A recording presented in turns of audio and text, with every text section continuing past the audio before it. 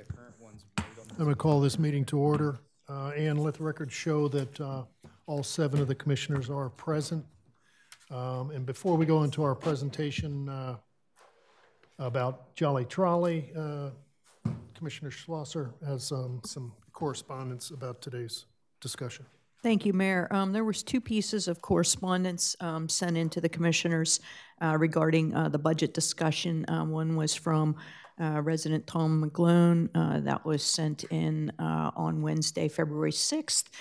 This will go into the record, but basically he's recommending that we look at all the Rehoboth Beach real estate assets and all of our real estate assets and determine if we actually need to continue to own these assets is his first suggestion as we consider budget.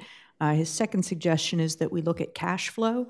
So, for example, rental tax is collected 1 time per year, should be collected quarterly or monthly, to help offset, some of the payments, particularly on loans and interest. So that's one letter.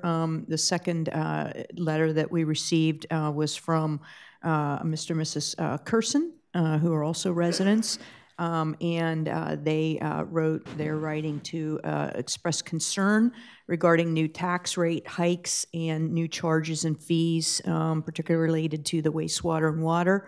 They asked that we consider strongly phasing in these increases as opposed to doing all the increases at once.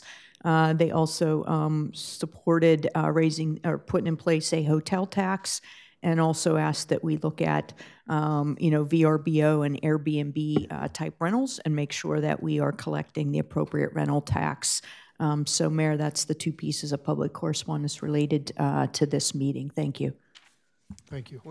Mayor, we also have something from Mark Sanders, received February 13th. And then I think Steve Latzio's was submitted January 24th. So, all right, I'll make sure that Ann gets all those. And Mark Sanders indicated, like in some, that he supported the tax increases, and Steve recommended that we also look at gross receipt taxes. I thought they were in the record for the last meeting, but if not, Steve's was, I believe. Steve's Mark's was, yeah. not. Thank you. Thank you. With that, we'll go right into presentation by the Jolly Trolley, if that's... Mayor, could I yes. make a statement first? My preference for this process probably would have been to go to an RFP so that we could get different vendors out there to design and their own program and come up with their own pricing and everything, and rather than going to a single service vendor for pricing. And I know there's an allowance in the charter that says for professional services, you don't need to go out to bid. I'm not sure I agree with city solicitor in his statement last time that this falls under a professional service. But I just want to make that aware, my view on this, because I see that we're given some pricing here. And once that's open to the public, then it kind of changes our ability, not impossible, changes our ability to then go out for an RFP if we choose to do it. So, thank you. Mayor, we asked the folks from the Jolly Trolley, the owner of the company, since we've had several discussions at commissioners' meetings, this is certainly relative to the budget, so that's why we asked those folks to come in here and give the specific information, because some of it has changed. So that's important to note here. And one thing I could add, just in response to Commissioner Mills, one of the things that we did was, or what I did was, I did research and vetted the companies who could provide this type of service to us. And Jolly Trolley has a service, a capability, I should say, that usually large-scale folks have in terms of tracking all of their vehicles. And there's no one else in our immediate area who has that ability to do that. And of course, they're already a known quantity throughout Rehoboth and Dewey. So that's how that ended up that way. So anyway, just wanted to add that. Thank you. Please.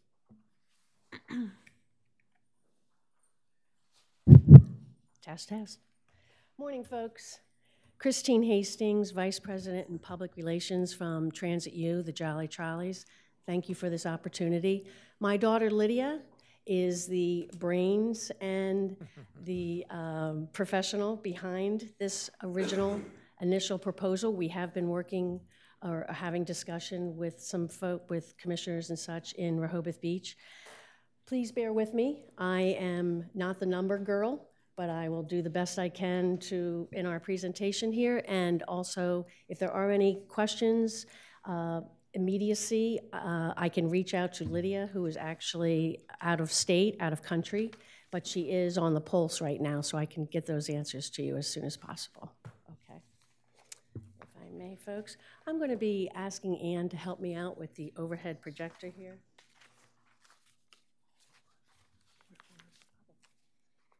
And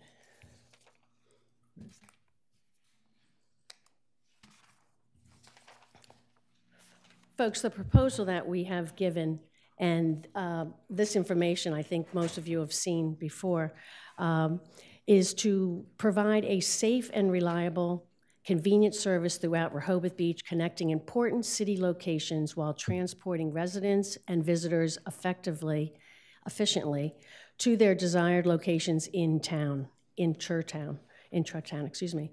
The Rehoboth Beach the Rehoboth Beach Jolly Trolley Shuttle will allow Rehoboth to be a more walkable and pedestrian-safe city while increasing parking options and decreasing traffic downtown.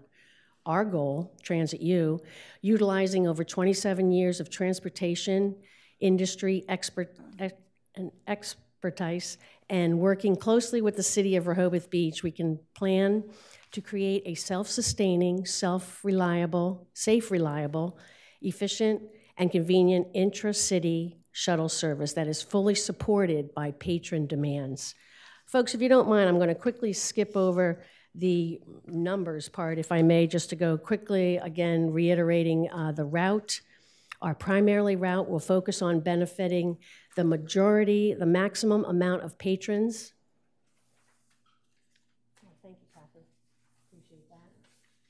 The amount of patrons possible while remaining an efficient and convenient transportation option, connecting Grove Park, the Delval Beach parking lot, and the south end of the boardwalk at St. Lawrence Street to the Rehoboth Beach Boardwalk and Bandstand will allow many Rehoboth Beach visitors and residents to park their vehicles once during the week or the extended time that they may be here and travel with our shuttle and on foot.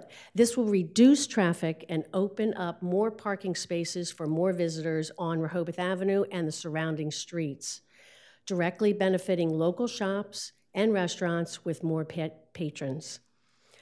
This right now in discussion is operating from 10 a.m. to 10 p.m., Memorial Day Friday weekend to Labor Day weekend Monday. We anticipate a headway of 30 minutes per loop with one vehicle, and this will reduce headway between each vehicle of 15 minutes for 2 vehicles, 10 minutes for 3 vehicles, very similar to what we do with the Rehoboth Beach Dewey Beach shuttle. When there's a higher demand, there's more frequency. As far as the vehicle itself,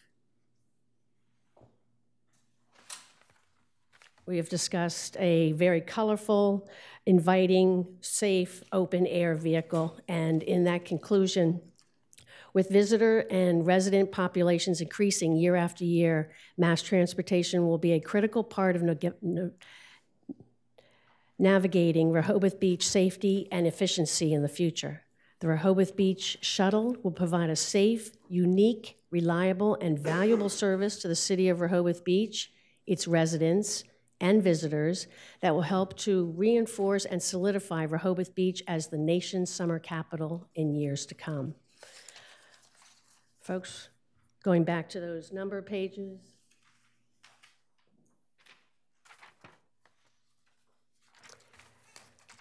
First year, folks, again, back to the route, I'll just emphasize, again, benefit the maximum amount of patrons in the neighboring residential areas while remaining an efficient and convenient transportation option. As far as costs are concerned, we have a budget broken down to 5 years. The first year, basically, it breaks down to $1,000 a day. And I have to emphasize that this will also coincide with ticket sales, and the higher ticket sales will constitute lower payments from the City of Rehoboth Beach to Transit U each month. As you can, hold on, folks. That first year, $1,000 a day paid from the City of Rehoboth Beach to Transit U will incorporate 2 vehicles running from one vehicle primarily, but 2 if need be, and possibly 3, from 10 a.m. to 2 p.m., 10 a.m. to 10 p.m. Transit U manages the shuttle completely, and ticket sales are shared. Once the daily shuttle costs are reached consistently, the City of Rehoboth Beach and Transit U may discuss a restructure of the shuttle agreement to allow Transit U, Inc. to operate the intra-city shuttle without subsidy from the City of Rehoboth Beach. After second year, buyout clause, a sideline, hopefully that won't have to come to discussion, but it is part of the presentation. If shuttle is unsuccessful, the city can discontinue the contract by paying for the remainder of the capital cost to Transit U, Inc. What Lydia has then done is she's given an example scenario for the first year.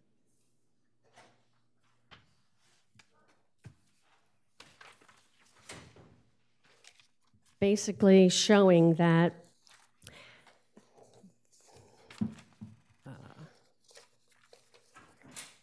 the City of Rehoboth Beach initially pays Transit U, Inc. 27.5% for 28 days of service. That's the first month of total contract in year 1 on May 22nd, prior to the first date of shuttle service on Friday, May 24th, 2019. Sorry about that. There's a typo there of May 22nd, 2018. That should be 19.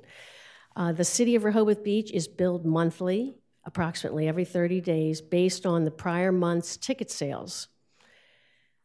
After a small amount of ticket sales are collected by Transit U, Inc., the city receives up to $1,000 in ticket sales per day to cover first-year costs.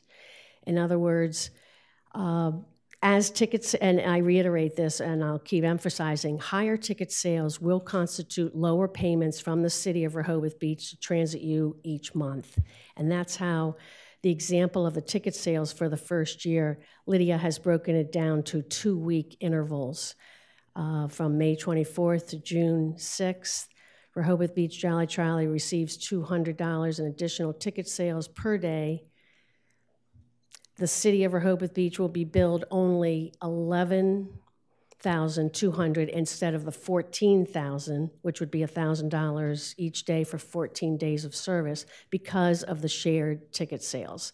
And as you can see, as Lydia's examples for June 7th through July 6th is showing an increase in those ticket sales, which again shows the example that the city would be billed at a lesser amount because of those ticket sales. And there's a spreadsheet. If you look at the spreadsheet, Yes. you might be able to understand it a little easier. I can.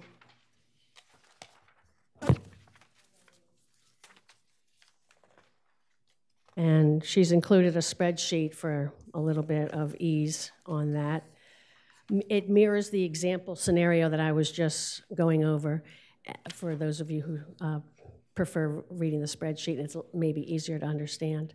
There are no actual projections in this proposal. It's difficult to predict, unfortunately. There's no crystal ball. The goal is to create a shuttle service supported fully by patron demand. In other words, ticket sales are up, then this should be able to afford itself to be operated on those ticket sales. There's also been discussion to have weekend, week, and monthly ticket sales. So that would also be an option for riders and visitors to the area. Is there anything in particular that you need me to answer or try to answer or bring back to? Just Yes, on ma'am. just on this spreadsheet, I just want to make sure that I've got the bottom line correct.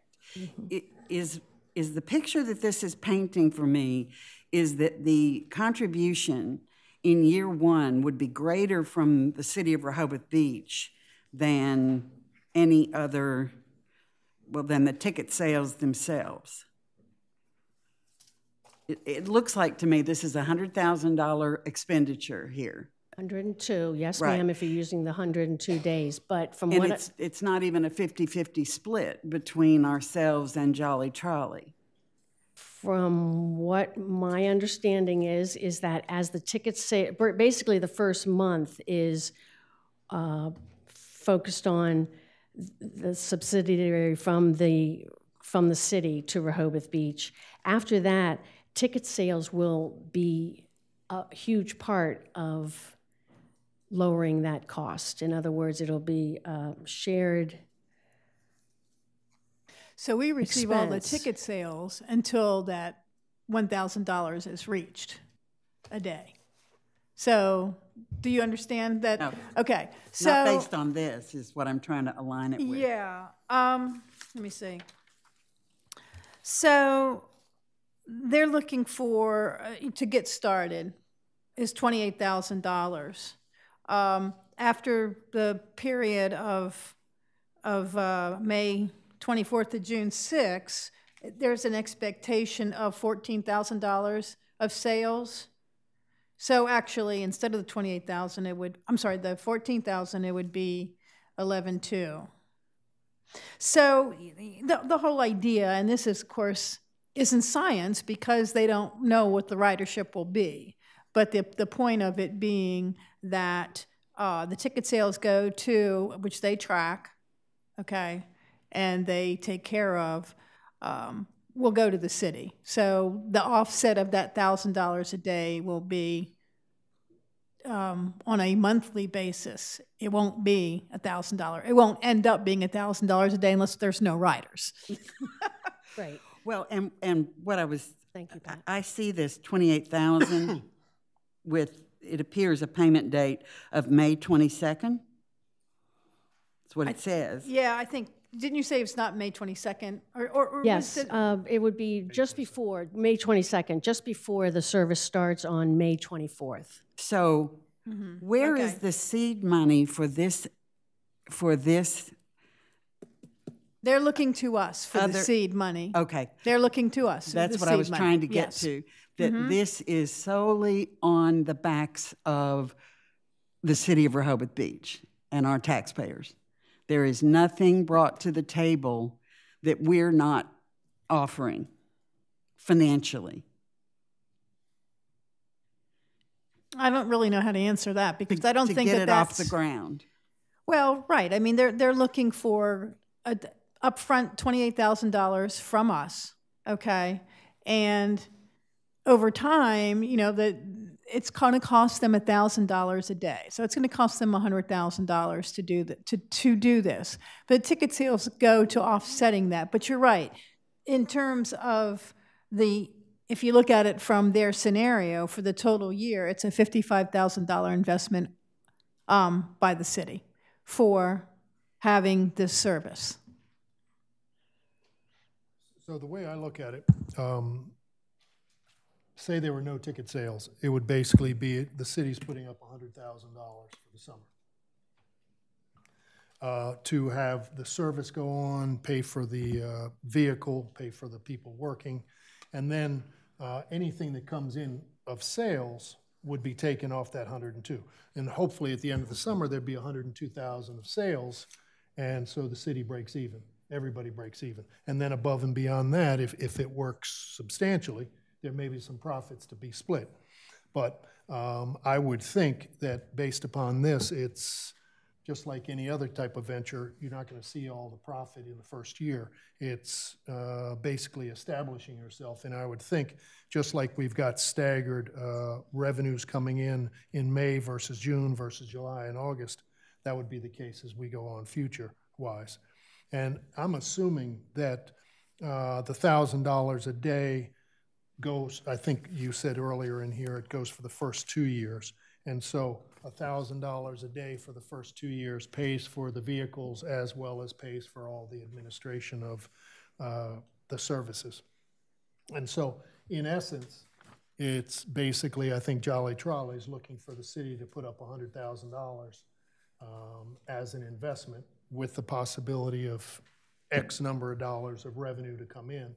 And as Christine has said, that X number of dollars is not a known quantity today. At the end of the year, it'll be a known quantity, and it will give us an idea about the second year, the third year, and so forth. So that's the way I read it.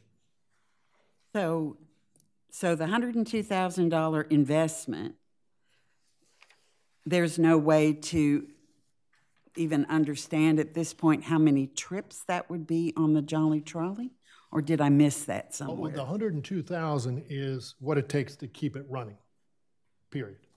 And then how many trips comes down in the revenue column. So right now, as she's saying, I think early in here, from 10 to 10, every 15 minutes, at least one, maybe two. Every half an hour, definitely, as traffic increases and or patron demand increases, we do bring out a second trolley, so there is more frequency. But with one trolley, it would be every half an hour. So your 12 hours, it would be 24 trips, and possibly more trips when there's more vehicles out there. And as Commissioner Calusi mentioned, our vehicles are trackable, and we take great pride and focus on that because literally folks can see when the trolleys are coming around.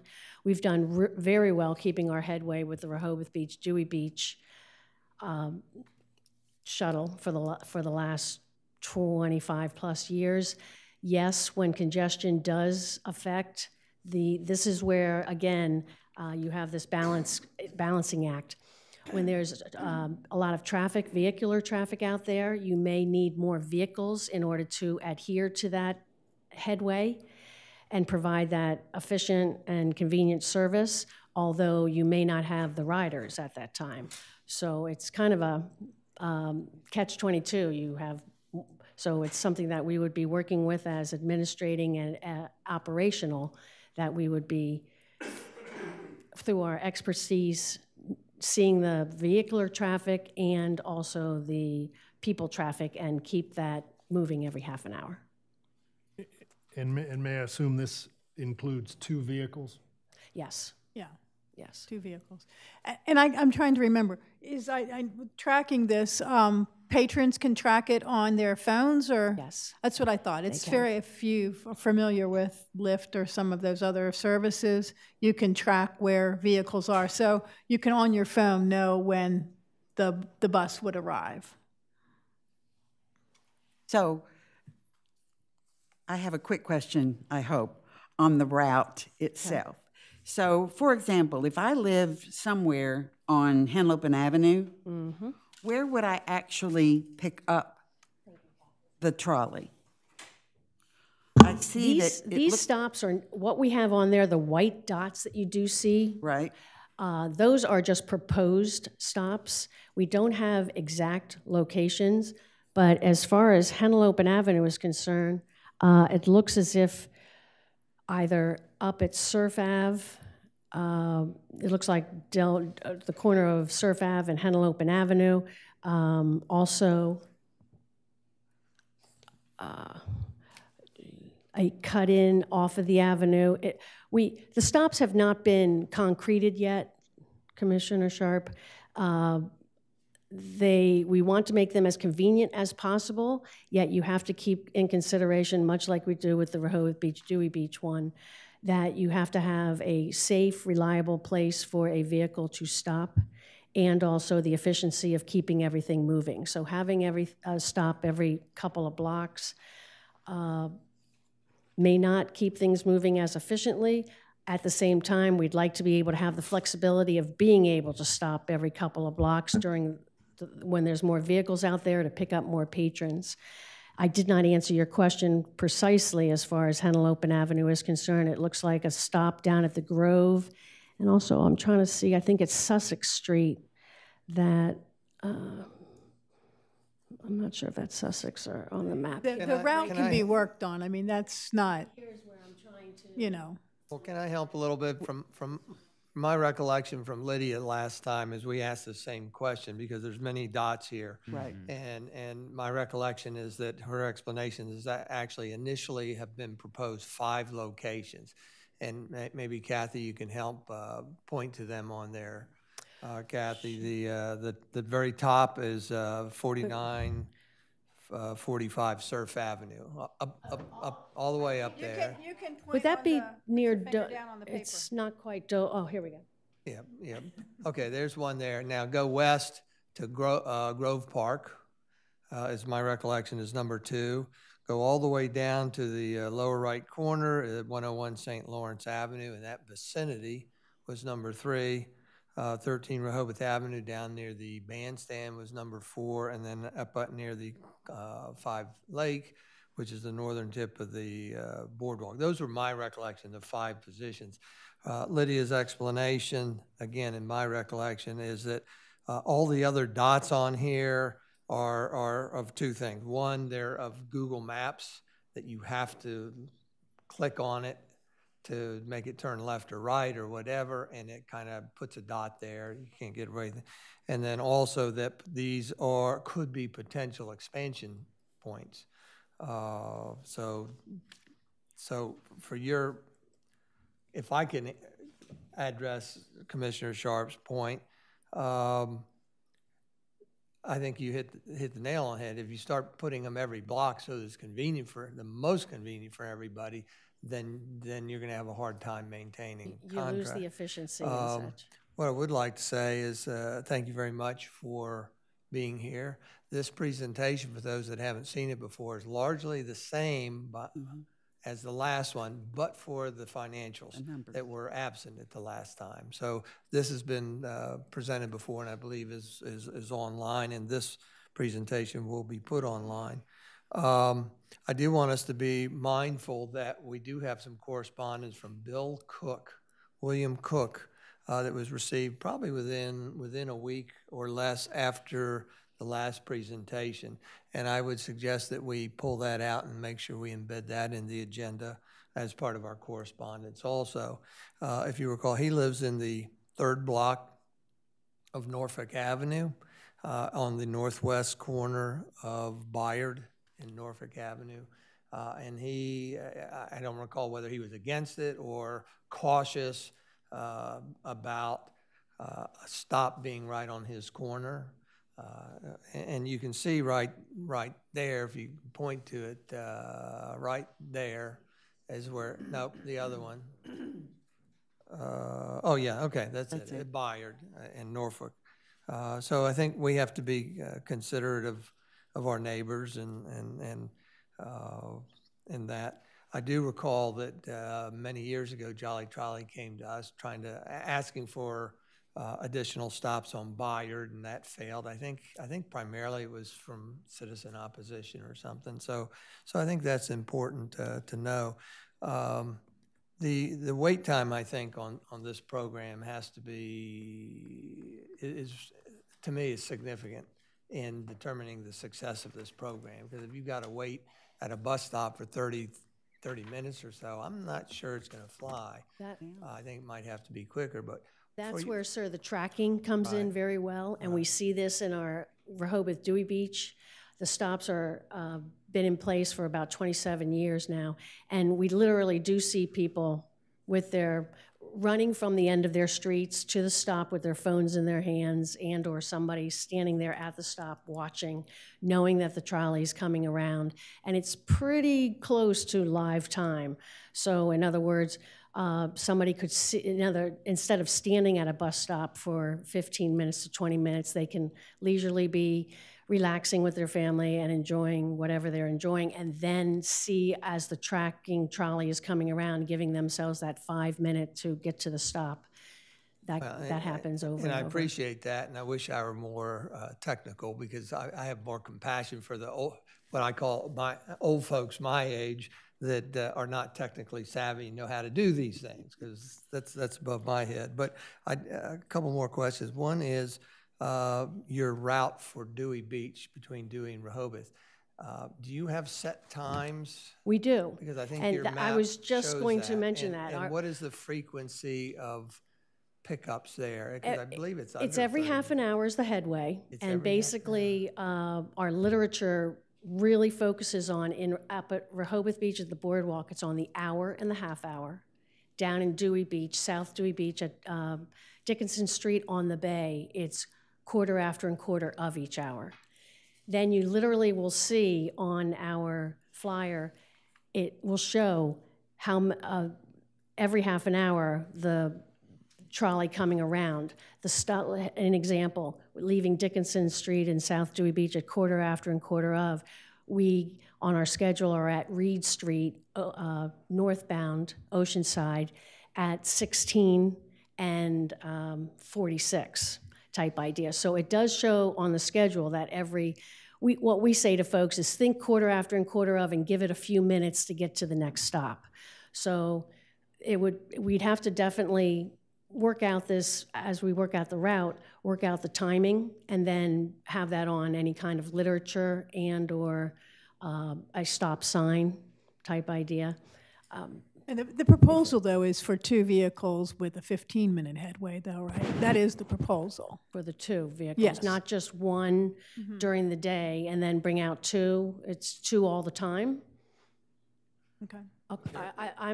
If I may, I'm asking that question. I was under the impression it was 1 I thought it was until one demand, to start with the opportunity until the to expand. vehicular, preferably the patron, but if the vehicular traffic does adhere that we need a second vehicle out, then we would pull that out. But it would mostly be 1 vehicle every half an hour. I guess one thing I wanted to point out is that because your schedule is so rigid in the Jolly Trolley route between the 2 towns, you're able to draw that map up that people could actually print out if they wanted to, and it shows the exact times that you would get to. We're pretty darn close on time. I mean, we've had people literally be able to tell time. Of course, if you're waiting for the bus, I agree with you, Commissioner Mills. I did not want the tracking and all the technology, because I just thought people should just enjoy themselves. But that's not our 21st century ways of living. As far as seeing when the trolley is coming around is a very beneficial thing. Can you explain real quick the different permitting or the different programs between this and your Jolly Trolley one? My understanding, which is very minimal, is you're sanctioned by the state or you're licensed by the state, and you've got a rigid route that's laid out, and you've got the time frame, and you must be there in the morning, even if it's rainy and there's nobody there, you've got to be on schedule and doing your thing. Does that apply to Rehoboth, or are we our own thing? Yes and no. It would not be, from my understanding, we would not technically have to go through the hoops and regulating of having it be a fixed route. It would be a chartered shuttle that we would be contracted with the city of Rehoboth Beach, and much like any contract, similar if we're taking Mr. Smith to the airport or such, the guidelines and the regulating and limitations and what we're going to do are very stringent. In other words, it's part of the contractual agreement. If this shuttle, if it is not a technically state licensed fixed route, it would be a chartered shuttle with the city of Rehoboth Beach, and it would have these strict guidelines. In other words, if it was pouring down rain, it would be your contractual agreement that no, the shuttle will not happen, or it happens all the time. In other words, we would be working with the contracted identity, which would be the city of Rehoboth Beach, to know what the definites are. Thank you, Christine. Thank you. From my perspective, I think this is a great idea. You know, this is part of what we've been talking about with parking and whatnot, to be able to move people around in town, maybe alleviate some of the parking situation, get more people walking into town. It's a walkable town. However, you know, this is a pretty substantial undertaking, and for us to look at from the perspective of, we really don't have any information that's going to let us feel like, okay, there's a light at the end of the tunnel. Right. No crystal ball. First of all, if I look at the map, you know, the efficiency of a service like this in town, which is much different, I think, than your Dewey to Rehoboth, because how many stops do you have? You We only have one about in Rehoboth. nine to 12. But I mean, 9 to one 10. in Rehoboth, right? There's actually 4 in Rehoboth. Okay, there are 4 stops. 4 Okay, good. stops, yes, sir. Good. And then in Dewey, North Dewey residential area, and then throughout Dewey, about every 2 blocks. And then the one that's in between is Robinson Drive. Okay. And as I look at this map, I think the efficiency comes, and the use and the efficiency for the city as far as revenue goes would probably be with stops probably every 2 blocks. And I think, unfortunately, you know, much as Commissioner Mills has said that this was discussed, I don't know how many years ago, but it was kind of pushed down by some of the residents. I think, you know, having a bus of this nature, a small vehicle of this nature going through people's neighborhoods would be something that we'd have to get sign off on from people in the neighborhood, because, you know, a lot of people, it's like not in my backyard, and unfortunately we run into that a lot. And, you know, simultaneously, because this is a different circular situation versus in reality, you know, I see people go by my house, you know, from Dewey to Rehoboth. It's really a Dewey to Rehoboth thing. It's not like this would be as, hey, we're trying to bring all the people on the periphery of the city into downtown. Circumventing the city, yes. And it is a long loop. We do see that. Yeah, and so the more stops we have, the more stops we have.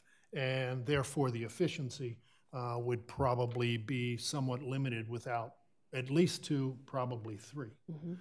To be able to get 3 loops or 3 vehicles around in maybe 1 hour. And I think that's what it would take to make this work. And again, as I look at this, I think there's and I appreciate everything that you guys have put together numbers-wise, but I think there's still some work to be done for us to sign off on, okay, because this is a pretty substantial thing. It's $1,000 a day. And, you know, it could be revenues of $200 a day. And then it could go, you know, anywhere from 200 to 500, not 200 to 1,000. And, you know, looking at this in the long run, I mean, is there really a possibility that our revenues could be $2,000 a day at some point in the next 2 years or 3 years? That's something that you'd have to bring to us, because I have no idea what your revenues are from Dewey, and you know, it's your business, not ours. But that's probably something that would be worthwhile for us to have, and how many stops and how many people, those kind of things, because although this is similar, it's different. And although it's similar, it's different reasons that people take this loop versus Dewey to Rehoboth. You know, a lot of people like down in Dewey don't want to drive, and so they take this, which is great. A lot of people in Rehoboth don't want to drive, so they take this. Whereas we're trying to get people to say the same thing in the neighborhoods. Hey, keep your car in your driveway and come on in. We do understand, and this is also something from our professional consultation, is yes, when you are doing that large circle around the city, it will take a little while. What the idea was to pull from neighborhoods, and that way folks wouldn't have to necessarily drive in. Also, folks who are already in the immediate city area could take the trolley just for their own for their own sake or efficiency once again. Having something closer in town, more focused on the central part of the town, could be another possibility. That's a whole other box of conversation to open up. And also when you're dealing with that, then you are dealing with neighborhoods, neighbors who don't necessarily want to have something traveling in their area. It's not necessarily a commercial area. And also you may have more traffic, if that makes sense, because of the density of that area. So it's an unknown as far as how well this would work or be perceived or conceived.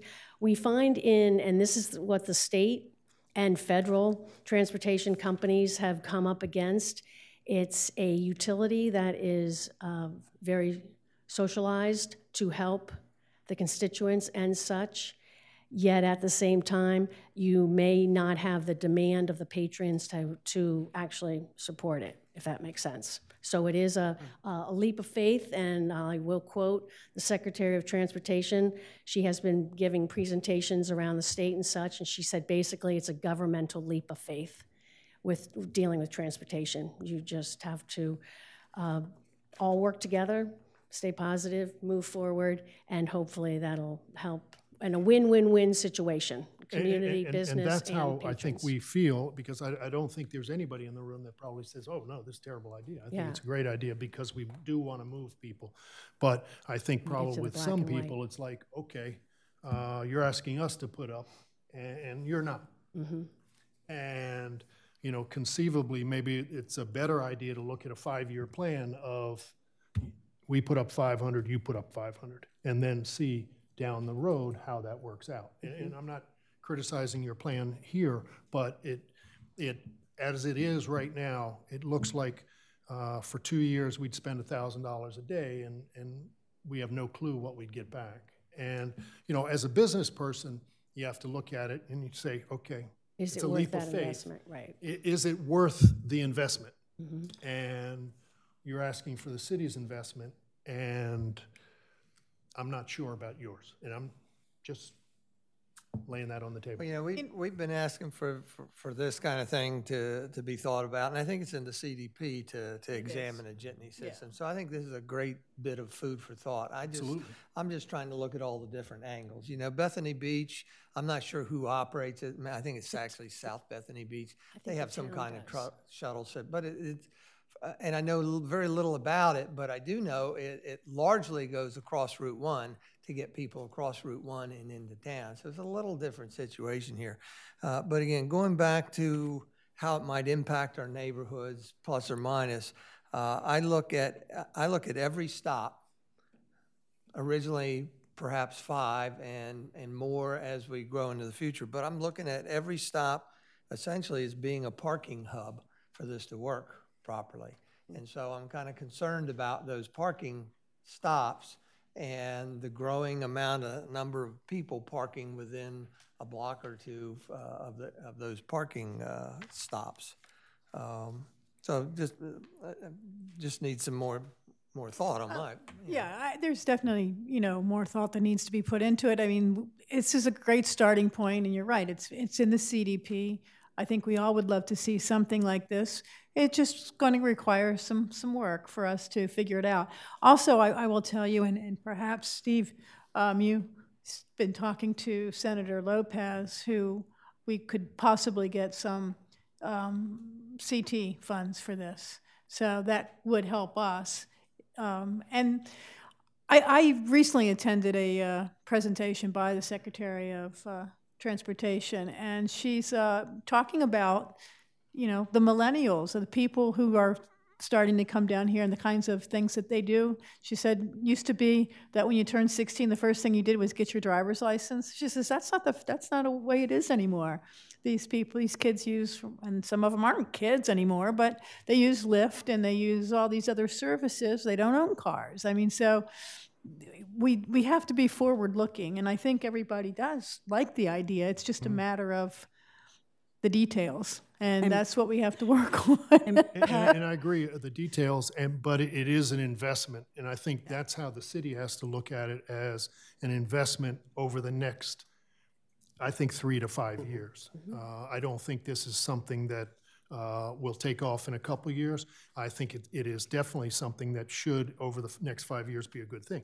But it's going to be an investment. And as Commissioner Mills was saying about the stops, I think in order to avoid a situation with 5 different parking areas, is you have 15 stops. And so, I mean, I see this as not so much people driving into town and parking in a neighborhood to catch a trolley, but the people in the neighborhood, so they're not driving downtown. So the people in the neighborhood maybe don't need to bring as many cars to town or something like that. And so hopefully, if you had 15 stops, it would not be a parking lot. So I just have a process question, because I'm really intrigued by this, because it has been mentioned over time, and even more recently, it's been mentioned in the Streets and Transportation Committee, and it's been mentioned at the Parking Committee. So I'm wondering, is there an opportunity to vet this through either one or both of those committees to start getting some public perspective and testing these, the hypothesis? I think that's probably a good idea. And in fact, it would probably make sense from my point of view is to have both of those groups to get together and take this on as a project. I don't know how anybody else feels about that, but because there's going to be a parking perspective and there's going to be a transportation perspective. I mean, I know Lydia did make this presentation to the parking committee, or she has been in contact with Kathy and her group about that, and they have seen this. I don't know that Linda's seen it with the parking committee, but I know it's up on the website. It's been in the newspaper a number of different times, and it is in the CDP. I think it's just something that we've got to keep a fire underneath it as we move forward. And sure, we can ask them to vet it, but I think we have to start thinking about talking it up in the community, because if it comes from us, I think it gets a little bit more attention. But I do have to think about it from the perspective of what we want to accomplish. And to accomplish some things, sometimes it needs to be a pretty substantial investment. Christine, a couple quick questions, and I certainly echo what others have said here, and thank you for coming today. From just a practical point of view, how would ticket sales work? Will people be able to get tickets on their phone as well? And then are there options for tickets? Can you buy a day-long ticket, a week-long ticket, just a one little route ticket? And then the other ticket question is, can tickets coordinate with coming from Dewey Beach into Rehoboth, getting off of that trolley, and then on to this? Most probable. That's part of the discussion. It's not been concreted yet. As far as ticket sales are concerned, online, in other words, similar to your parking permit, get it online, and then you can present it to your driver either by a printed, maybe not a printed out, but by your phone using your electronic. There's also the good old-fashioned cash and carry. Folks with exact change could get on the trolley at the agreed fee. So people who want to be spontaneous suddenly say, oh, here's the trolley, let's get on it. I can pay right now and jump off of it in half a mile. We have, again, in the discussion is a not so much a daily pass, but it would, right now, and this is just part of the discussion, sir, it's not something inked out anywhere, but $1 per ride, and possibly a day pass for $3. But that, again, was just part of logistics that are not concrete yet. Yes, the convenience of having a weekend pass, having a week pass, month pass, again, much like a parking permit, that could be purchased like that, not necessarily on hand at the trolley at that time. When the operation is happening and you literally have the human being, the Jolly rider, in front of the Jolly driver, it would be more of an immediate, right then and there, that one-way ticket. Yeah, thank you. How much are your tickets now? For Dewey Beach, it's $3 one way, $5 for your two-way ticket. We call it a round-trip ticket and a two-way ticket. The point I'll emphasize here is that it's undated. So if you purchase that ticket for $5, you've got 2 trips. If you don't use it the same day, no problem. You can use it any other time. I've literally had people purchase them in August and come back in May, and the May the following year and use their Jolly Trolley ticket that they purchased. If I may, I'm sorry. Rehoboth Beach, Dewey Beach, we do not at this time have anything other than just one way at a time and the two-way ticket. We don't have a weekly pass or anything like that. Did you mention, and maybe the mayor alluded to this, what your ticket sales are, or is that something that's proprietary for a season, roughly? It is proprietary. Okay, no problem. Because that's fine. No problem. I thought that's what he said. I just thought. But I will state that pretty much during the daytime over the past 27 years, we have, the whole course of the Jolly Trolley, we started off with the nighttime. The nighttime was a huge part of the operational capital. Over the years, we've seen that decrease for many various reasons.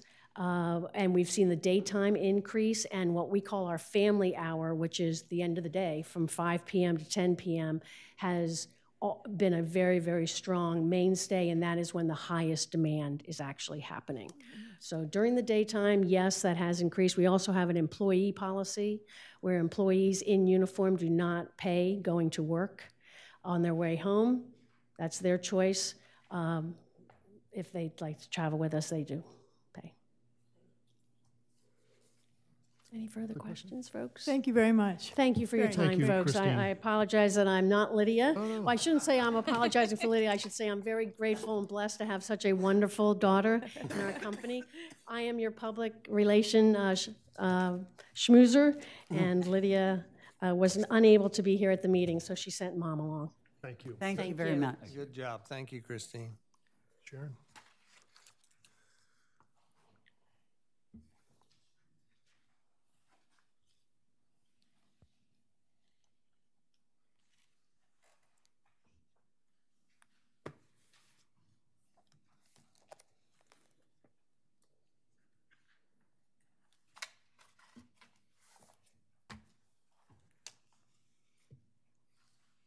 Whenever you are. Oh, thank you, Mayor. Please.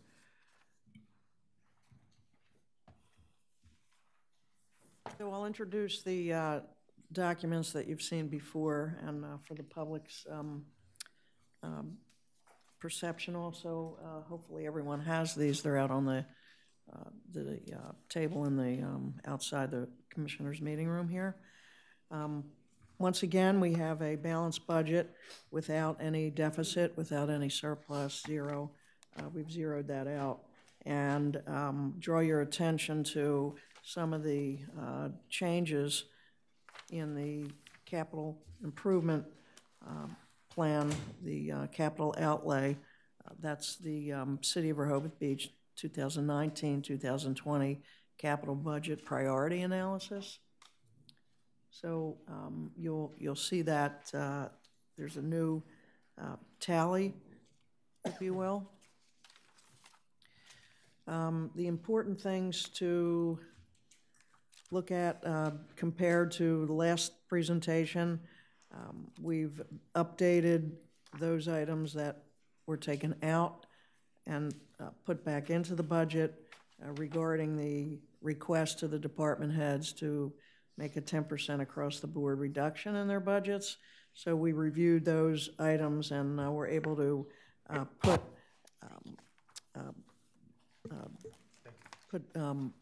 them back, some back into the budget,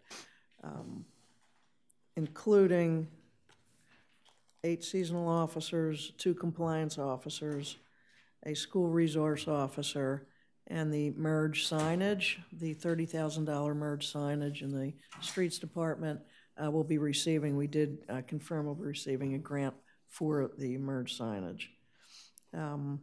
You are getting the grant for the merge Yes. signage? Oh, For the excellent. design part of it, 30,000, Yes. the design part, right? Great. Great. That's Congratulations. excellent. That's super.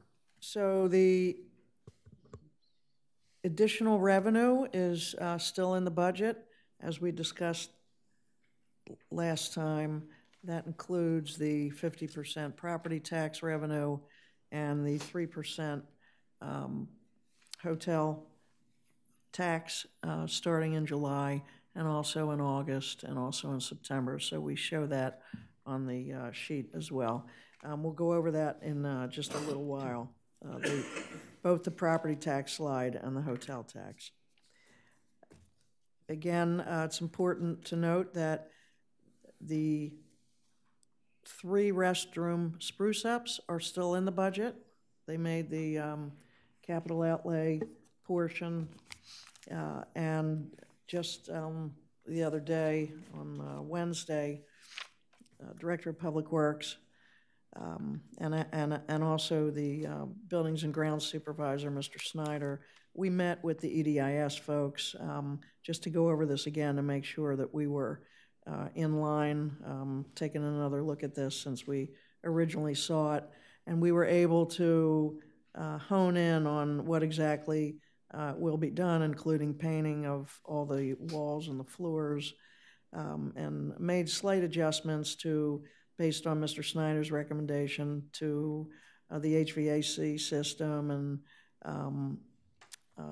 some of the sink, well, all of the sink hand dryers. They were originally set to be in as one unit at the sink, so a sink, a soap dispenser, and a hand dryer, and Mr. Snyder vehemently recommended that we go back to the dryers on the wall because of several reasons where our visitors tend to be overzealous in what they do. It would also free up some, that line, if you will, at the sink. So you leave the sink and you go to the hand dryer on the wall. So we did confirm that. We did confirm that if we gave our owner's representative the amount of time necessary, which is probably in the next 2 weeks, we gave them, or right after March 15th when the budget is adopted, they assured us that all 3 restrooms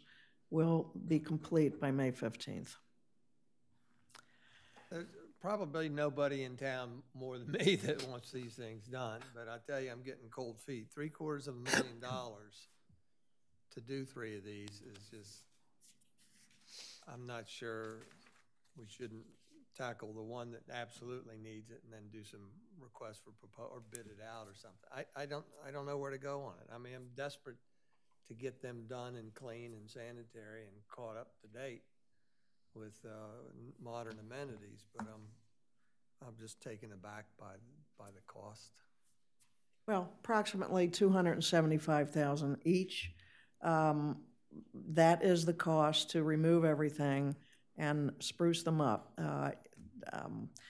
Included in that, again, was a reassurance that if we do expand those in future years, there wouldn't be anything here that needed to be changed. So this general project now wouldn't have to be changed in the future. It's possible that we can phase this in still within the budget restraints, and that wouldn't necessarily be an issue, but we do save funds if we do all 3 of them at the same time.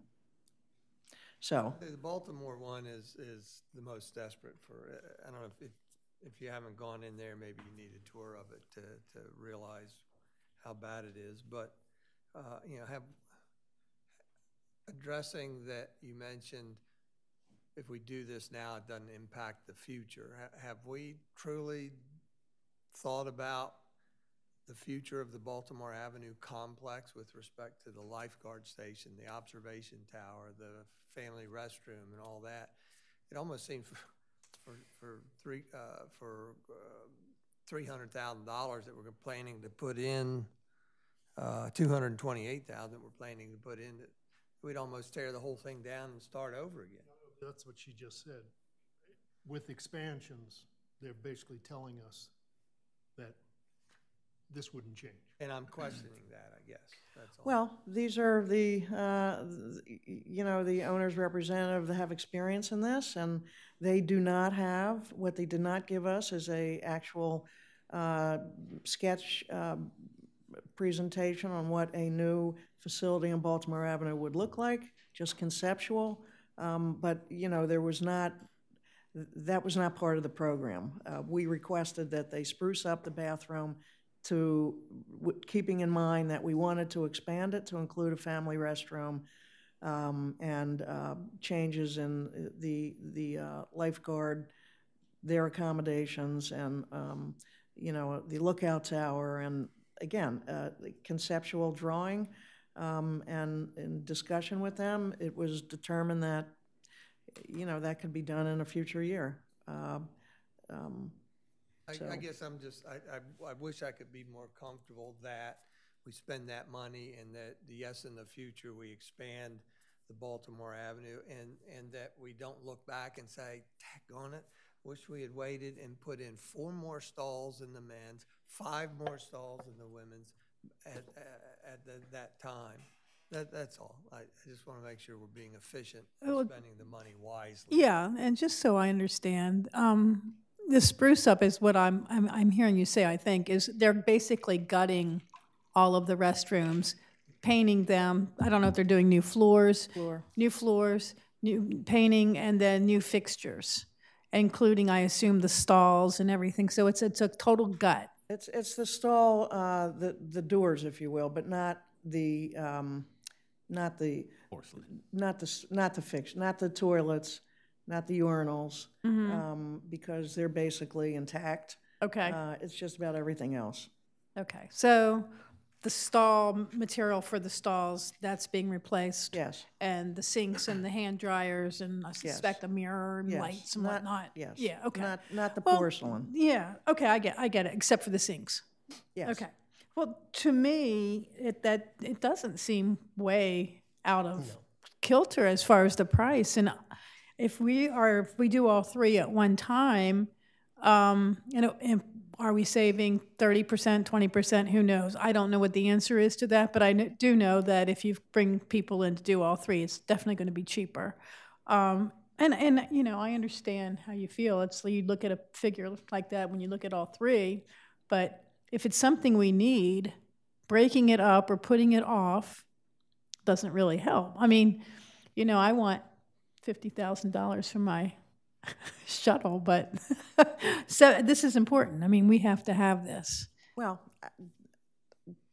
we have to have, all of the things that we're proposing in the CIP also, but this in particular was something we've heard about for a year now from Commissioner Mills, and it's something that I certainly wanted to be able to focus on and give you a report on. Well, and to be frank, I have never been into any of those restrooms, so I can't give you any opinion about what they're like. They're terrible. Yeah. All 3, really, I don't know that one is so far worse or better than any others. And over time, many of us up here have had comments about the bathrooms across the board, and I think it's something that's just been coming for years. And I think over the years we've done Band-Aids, and I think this needs to happen. And I think this is something, if we're bringing, more and more people are coming into town, and especially using the boardwalk, especially using the bathrooms. I think it's something that has to be done, and I agree. I don't know that waiting is.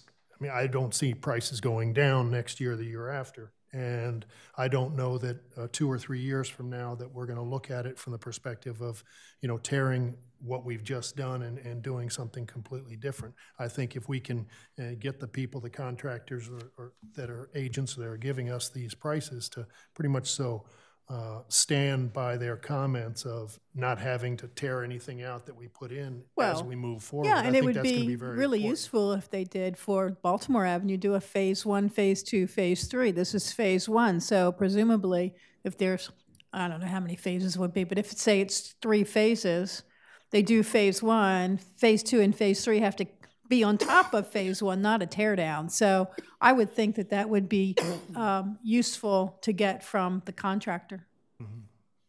So when would this work actually be done? The work would begin mid-March. The items would be ordered just as soon as the commissioners adopt the budget, and then it would be completed by May 15th. So it would be completed before the season. I don't have any uneasiness about this because although I share with Commissioner Colucci, I have not frequented these facilities. I would never question the committee or Commissioner Mills of the state that they're in. And I don't grasp at all putting any of this off, because I think deferred maintenance is a dangerous pattern to continue. And I fully agree with that. Many, many months ago, last summer, sitting out here in the audience before I was in this chair and listening to Commissioner Mills and his committee and looking at the slides, I thought, oh, they can't be that bad. They can't be that bad. And so I went down and did the eagle eye thing in each of these facilities, and they are that bad. And then I started to feel very embarrassed for our city, and then started to pay much more attention to the volume of use that those facilities get in the summer. And so I agree. I don't think we can sit on this and watch them deteriorate more. I think it has to be done, and Stan and his committee did a good job of bringing that, I think, to everyone's attention, the need for that. One of the things that makes me feel a little better about the cost of this work is that the perspective or the possibility of the 3% lodging tax, and if that were to go into effect in July 1 or August 1, depending on when Dover does its work for us, to me, that is an excellent use of those dollars. I mean, the people staying in our hotels, motels, and so on are the ones that are most often using the facilities. It's our visitors that are using these facilities, and I think having them take responsibility and helping us pay for them makes good sense. So that makes me feel better about the cost, that there is a revenue source here that I think that it will be important for us to take advantage of. Well, and please understand, I want this to get done, and now, immediately. I understand. I want it done last summer, but I also want well-planned, well-thought-ahead renovations where we're looking farther into the future. And I'm hearing that, and that's what I want to hear, that we're planning this for this year, but then 2, 3, or 4 years down the road, we may be doing this, and this, which don't interlap, so that we're not wasting money. Okay. And if I might add, we started off the conversation with the restrooms, advising the construction manager folks that what we looked for in the future. So we started off saying we do want to possibly expand, but for right now, what would the cost be for this spruce up? They also are familiar, and they bid the work out in Lewis. So I spoke for their restroom, and I spoke to my colleague in Lewis, and that was just done last year. The bathroom is not necessarily apples to apples of our restrooms here, but in using the same construction management firm, we were able to determine that the price from last year in Lewis, again, not being the same exactly as what ours are, that price would have increased about 12% this year. So I did ask my colleague in Lewis how much that was. Well, the only other thing I want to say, and then I might be quiet on this, is that what I want to hear is, when are we putting in family restrooms? Is that in one more year? We're planning for that, and so we need to start thinking about budgeting for it this year, because that was one of the things that rose to the top from our committee, is that we need one or more family restrooms, and they need to be year-round compatible with wherever they are. Maybe that's something that we can put into the 5-year CIP. A certain amount per year, given the fact that we want to do some kind of addition. But if we have to budget for planning and engineering for family restrooms next year, then I'm willing to fund that this year. again, remember, I'm all about planning. Let's plan this year. If we need to put funds in for planning this year, then let's do it so that then we know where we're going in the future. Thank you. How much would you like to put in? Let's hear a list of all these projects. Planning for remediation of the tree wells out here. Planning for remediation of the family restroom. I agree with you 100%. I just don't know that, I mean, we're at the point in the budget to be pretty close to finalizing the budget for this year. And I think those are things that we can start to think about over the next year, 2 years, 3 years for the CIP for future stuff, that we start putting our thoughts into setting monies aside so that we come in next year with numbers that we've all already agreed on that we can start putting into the CIP. We will at the end of the meeting, sir. Go ahead. Did you, are we ready for general comments, or would you like to keep going, Sharon? I'm I okay wanted either to keep way. going, Yeah, sure. on the capital budget priority analysis, because there are a few important changes that we want to make you aware of. So if you look at that priority analysis worksheet, specifically on the second page where we've deferred, the new amount is $885,000 on that second column, and the number from the last time you saw this was $395,000. So that's an additional $490,000 reduction, if you will. So some items that were removed. Kevin is here to describe a couple of the important ones for you, namely the Lake Avenue Phase 2 project and some of the CCTV information. So I'll turn it over to Mr. Williams. Thanks, Sharon. Starting with the Lake Avenue streetscape that we talked about earlier. We met with DelDOT this week, and they indicated to us that they will not get their funds from the federal government for their part of that project until after the federal fiscal year. So we won't be able to get any funds, the matching funds, until after that. So with that in mind, they were not receptive to us advertising subject to availability of funds.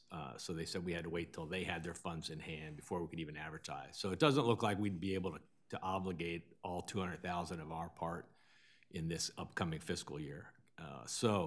What we've asked our designer to do is see if we could phase it and have phase 1, which would go to construction December-ish of 2019 and finish by May of 2020 before the summer season starts, and then pick up phase 2 in the fall, October 2020, and complete in April 2021.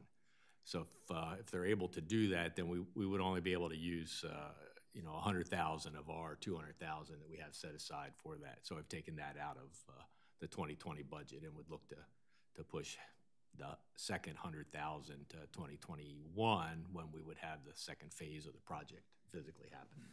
Oh, in effect, we've put $100,000 back into the pool. Mm-hmm. Next item was on the second page in the wastewater department. We had been very aggressive in our sewer system assessment program, more aggressive than we should have been. So we've reduced that to a more manageable level. It actually now agrees with what we had done with respect to our rate study analysis and when those projects were going to come along. So we've reduced the 250 to down to 100 or 110, and then release that money back into the budget calculation. Is that 110 or 210?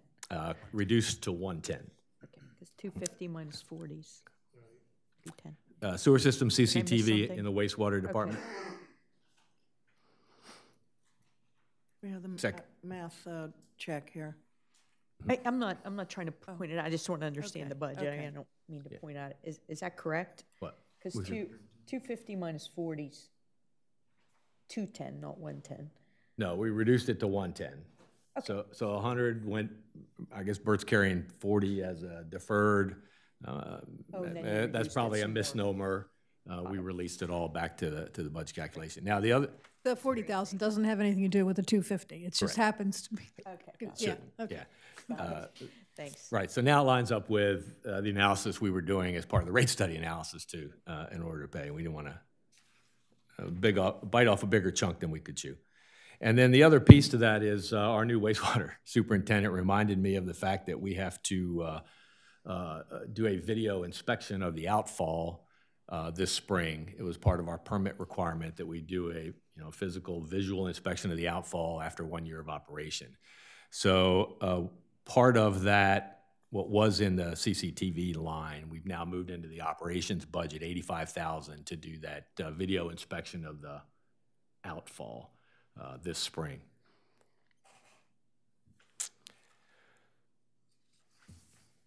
And those were my updates. Okay, thank you. Can I ask a question of Kevin? And this is just about trade-offs, but I do really want to understand it. To me, one of the biggest concerns, people always ask, what do you lose sleep over? To me, and I think you said this too, Kevin, but is stormwater. I mean, believe it or not, I actually lose sleep over stormwater issues, especially after the study last year and, the fact that, quite frankly, we had to close the beaches down twice last year because of issues, and we think it's probably emanating from stormwater issues. We didn't close them. Rehoboth wasn't closed last year. Pardon me, Delaware. The state closed the state, twice. Yeah, so not us, not Lewis, us, I think. not us, of course. Not Rehoboth. But and some of them are related to stormwater. Yes, I'm sorry, the state, and they attribute having to close some of the coastal beaches to stormwater issues. And so when I look at the fact that we're deferring like Baird Avenue stormwater improvements, beyond even if we increase revenue, that concerns me. And so I look at kind of trade-offs, and I just want to understand this, you guys thinking on this. If I do up the math on, say, vehicles, right? It looks like we have about a $258K increase in vehicles, a $90K increase in seasonal employees,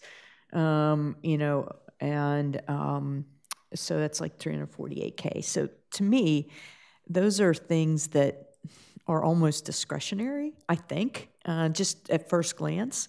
Of 348 of discretionary that could be put off, and we can invest in stormwater projects, which is our bread and butter. I mean, we're all bought. Good Lord, if there's issues, we're closing our beach, we're in big problems. So I'd like to just understand your thinking as to why vehicles, a trash truck, and more leased vehicle replacement of vehicles is a higher priority than Baird stormwater improvements. So if you could just help me understand that, I'd really appreciate Specifically it. with Baird, I guess we started that investigation and kind of some design work. The preliminary engineering report a year or so ago got to a point where the analysis is telling us that we wouldn't be able to execute that this year. Okay. Just physically not able to, can't get the design done, have realized it's gonna have to run along a portion that the state would have to be involved with. So it just got to be in the too hard, too expensive to do right away kind of block. So that's why Baird Avenue stormwater fell out. The other ones that I obviously prioritized the Wilmington Avenue and the Boardwalk and Delaware Avenue one because we just can't risk any impacts of the boardwalk. I so agree we want with to be able that to do one. that on our timetable. Yeah. We have a sinkhole on Delaware we have to address, so that's why those kind of raised to the top. The other thing you've asked us to do, the board has asked us to do, is look at maybe setting up a stormwater utility fund of some sort. So we thought it'd be prudent to let's see where that goes and then prioritize kind of after we see where that's going. So we've started thinking that. We have the resilient community folks that are going to provide us with some data on what we can use for how to set up a stormwater utility, a stormwater fee. So just trying to not get too far ahead of ourselves with respect to what. The other piece is with the water quality. So the other ones like Bayard Avenue are more a water quantity thing. We have some localized flooding that's caused as a result of that. First Street was a similar kind of situation. With respect to the water quality, which is what would be a real stronger issue for us, I think. You know, we have the second phase of the bacteria sampling that's going to happen. It's in the operational budget to be done, and we're going to apply for a grant to get some matching funds to do that. But that'll help us identify specifically how to attack the bacteria that we saw high levels of when we tested last year. So that's kind of where we are on the water quality piece, you know, in the commercial district. So that's very helpful, so thank you. So just back to that 300, when I look at I'll call it discretionary, and please correct me, of, you know, $258K for vehicles and $90K for more seasonal employees.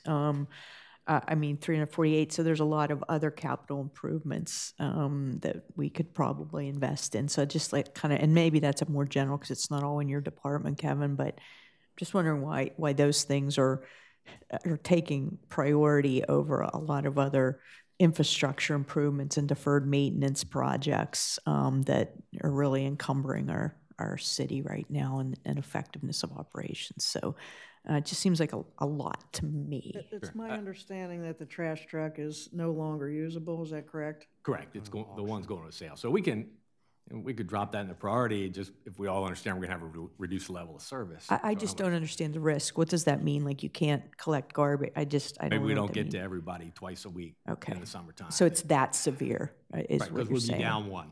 Okay. Right? So we just don't have wouldn't have that. All right. I know we talked about this before, but I hadn't.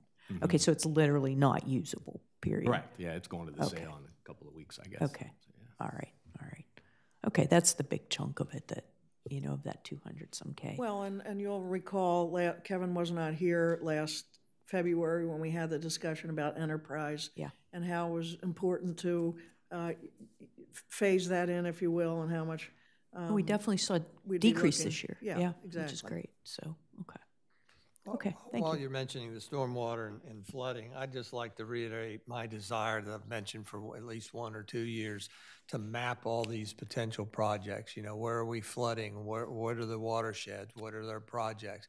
Charlie Darlow sent me some pictures. I'll distribute them later to you, but severe flooding on Kent Street, severe flooding on Sussex Street. Hayden Morris on the third block of Laurel has had flooding problems for years. Patrick Gossett and maybe Lisa, you were in on it. A lot of your neighbors complaining about the flooding over at Dover Street and area there.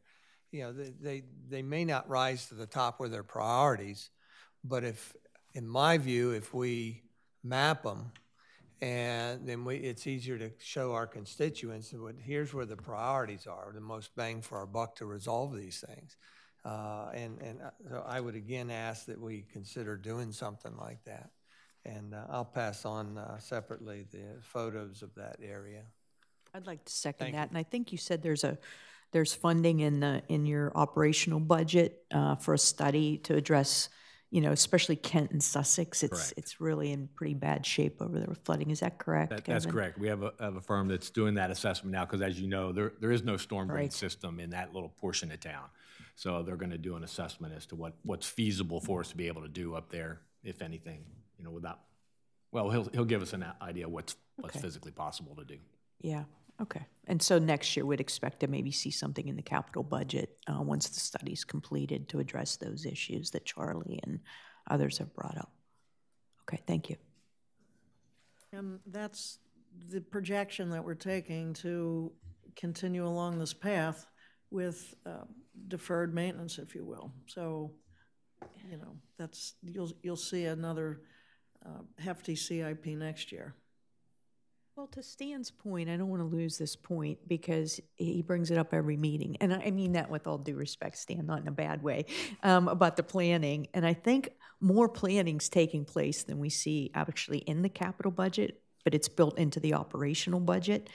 I don't know if there's a way to somehow bring out that planning because we brought it up several times. It's just a thought. I mean, it's not like drop everything and do it, but you know, it'd be good to see that while we're not only handling the capital budget this year, but we're also planning for what's going to be in it next year for the next 5-year iteration. So I don't know how to do that, but just a thought on what you're thinking and what's coming up next so we can share that publicly. So anyway.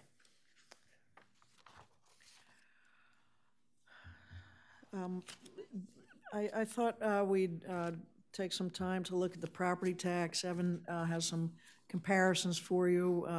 You requested to put a dollar amount on those percentages, and we have that for you. Turn it over to Mr. Miller.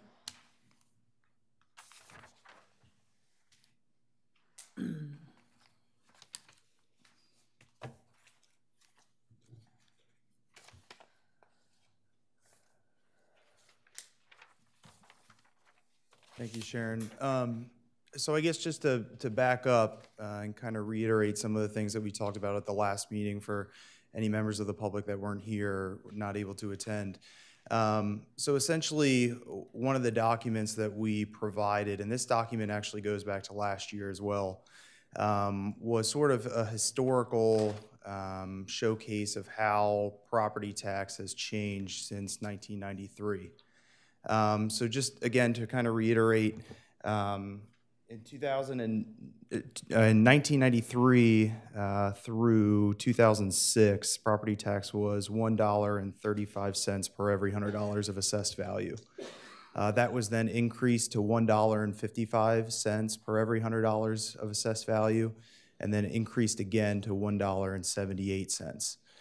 Then in 2014, a reassessment took place, and essentially the property tax was reduced to 4 cents per every $100 of assessed value to kind of minimize any effect on property owners who have had significant improvements in their property. So you can see there for roughly 2 years, there was a decrease in the property tax revenue that was collected by the city. And then, since it's been 4 cents, it's slowly increased over time. So that was more of a historical information for you all. And some of the conversations that we had was looking at doing a 15%, 25%, 35%, or 50% tax increase. And I think sort of the 50% tax increase was a bit of a shock until it was realized really what that dollar value is on a property owner annually as well as monthly. So one of the quick sort of projections that we had done was we looked at property values basically with increments of $500,000. So we started with a property valued at $500,000 and went as high as $4.5 million. What's shown next to the property values would be the current tax that they pay at 4 cents per every $100 of assessed value. And that would be an annual property tax. And then shown to the right would be an impact of a 50% increase. So the column showing new tax would be what the annual tax would be. The next column is the dollar change annually, and then the column after that would be the dollar change monthly. So that kind of shows for a 50% tax increase what the change would be from where it is today.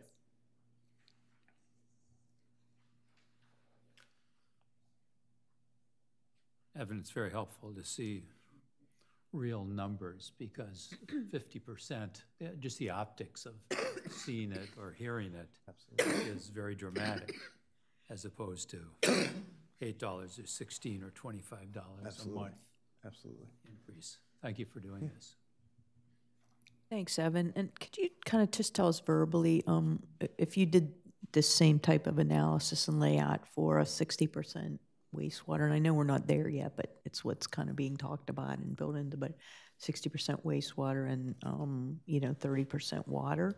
What would that look like again? I know you said it last time, but just to put it in the total framing of this as well, be helpful. Yeah, I think Bert and Kevin and Sharon and I could probably work on providing something. I just think it'd be helpful to see the total impact. Okay. 60% increase in the wastewater fees going to generate about $1,040,000. That's going to be added revenue. There's an average of about $250, but those averages don't really mean anything because you've got all different types of users, you know, some with large meters and all. So I think that the best way for a person to know how it's going to impact them is just to take their past year's bill and multiply it by 1.6 or 1.3 for the water. But I mean, I think if somebody happened to fall right in the middle range there, it would be $450. It'd go from about 250, and I know I saw this, I'm just trying to put it all in one place, it'd go from about 250 to 450 is what you're saying, or? Yeah, and well, essentially, the math is pretty simple. We just took the difference between the 2000, you know, the current proposed budget and last year's, and then divided it by 2,300. So I don't know that really takes you where you really need to go, because that's just a number. But like I say, if you go ahead and have an individual user multiply his bill out, he can get a better understanding on how it's going to impact them. Because there's just so many ranges of rates.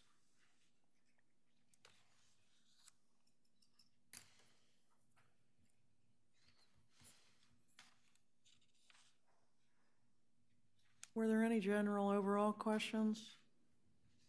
About the budget? I have a few. Thanks, Evan. This is incredibly helpful to share this information. Thanks, Bert. I actually did that with mine, so, but it's actually, yeah. So anyway, I just have a few quick questions. One is, I know Commissioner Mills brought this up in the last meeting, but one of the other requests for funding that we received was a letter from ClearSpace.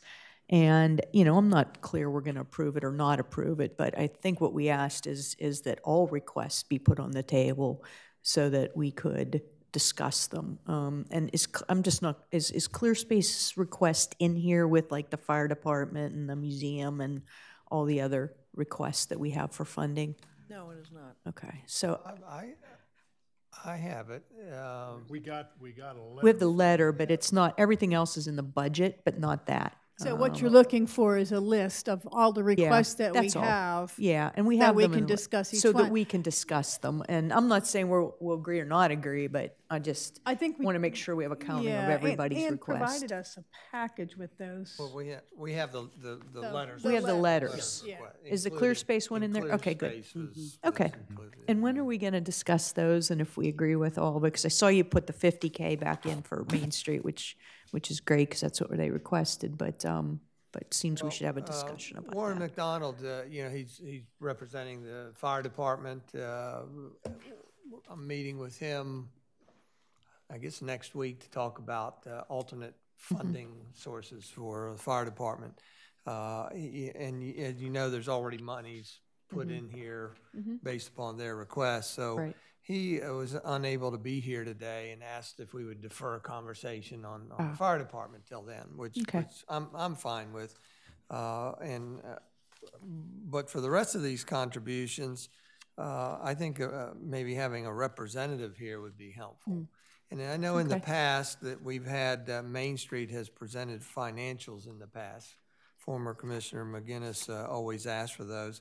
And I don't recall asking for others, but we focused on that, I guess.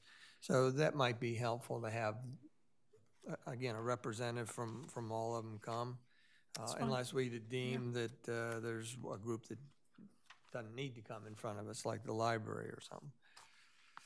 I like that idea. When's Well, our they next were here, one? I mean, ClearSpace did come and make a presentation to us about, of course, I guess it was more about the building itself, wasn't it? Yeah, I Not so think much so. about, not so much about Right. their request. Okay. So I'm fine just having this discussion at the next budget meeting and then let the representatives know. And if they want to come make their pitch, then that's when we discuss it. That's fine with me. You want the financials for Main Street like we've gotten in past years, or at least It's up to you. I'm comfortable with at Main least Street, some but kind of sure, I think. summary telling us what Yeah. they've done. I mean, Sure. they've been nice and they've given us, you know, a monthly report or something on Yeah. activity, but maybe they can delve a little deeper into the funding and what they've accomplished. I think that'd be great. Sure. Okay, we'll have them at your March That's great. 4th meeting. Okay. So just for clarity, on the budget highlight sheet, the one-page document, where it shows at the bottom that the budget includes the $50,000 donation to Main Street? Why is Main Street already there? Maybe I missed it. Why is Main Street already there and the others are not, like the library, the museum? Because we had included 25,000, and that was a change. So we added the request of another 25,000 for the 50,000. The other ones were not changed. So that sheet shows what was changed from the last time you saw it to this time. We added, their request was 50,000, and we mistakenly just put in 25. So that was again, that's their request, so. So let me just be clear. On the other contributions, they are or are not in the current budget? They are. They're right up there, Except for clear space.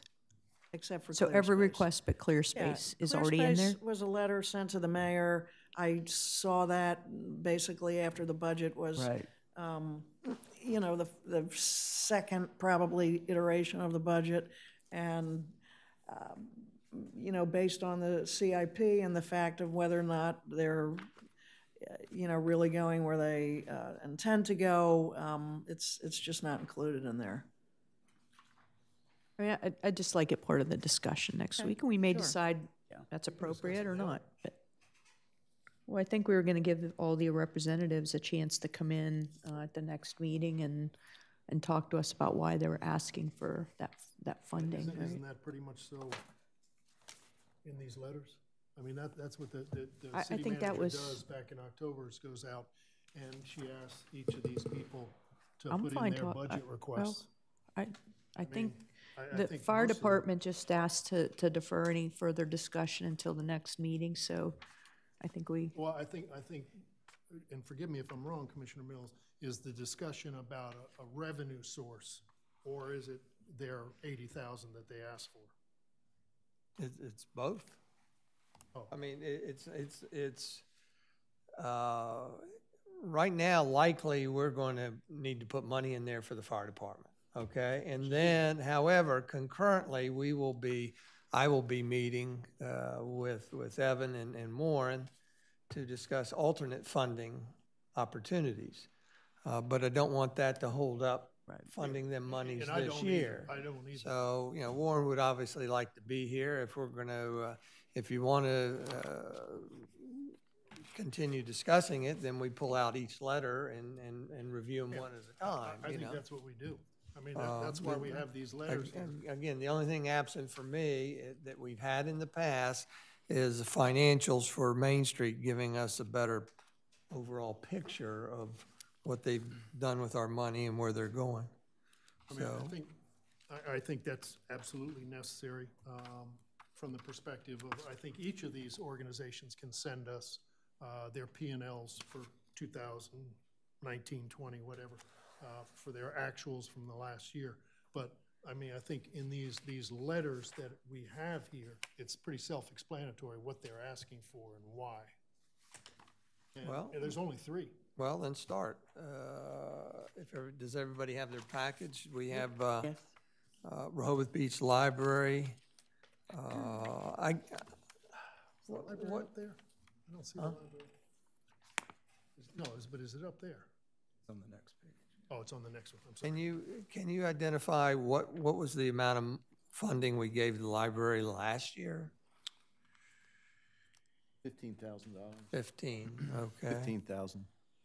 This year they asked for 24. Sharon highlighted on our sheet that was distributed, says you put 15 in the budget, I believe. Yeah, that's what it Is looks that what 2019 final review means? Okay. so why did we put 15 instead of the request of 24? You know, it was all open for discussion. Commissioner Mills pointed out last time that we usually had a discussion prior to any number being put into the budget. I just did that mainly just to have a placeholder for the amount. And we'll go back to the old way next year, certainly.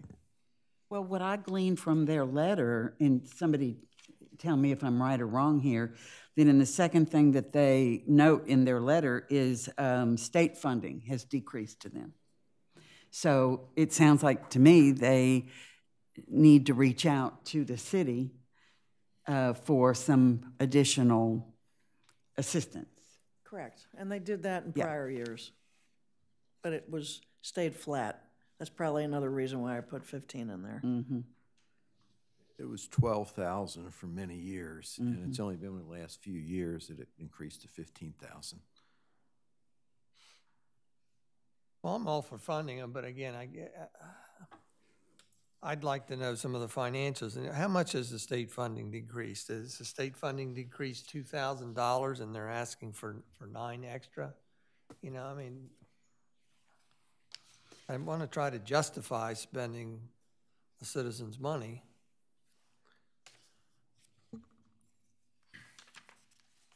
Well, that's probably a good reason to have the representative here at the next meeting. Absolutely. Right. I think so. So we should plan next meeting that we'll have representatives for each one of these organizations that are requesting money from the city. Yes. Okay, that seems reasonable. I think that's And suggest to bring some kind of financials or justifications for what they want, again, so we can be Right. responsible to our constituency. Absolutely.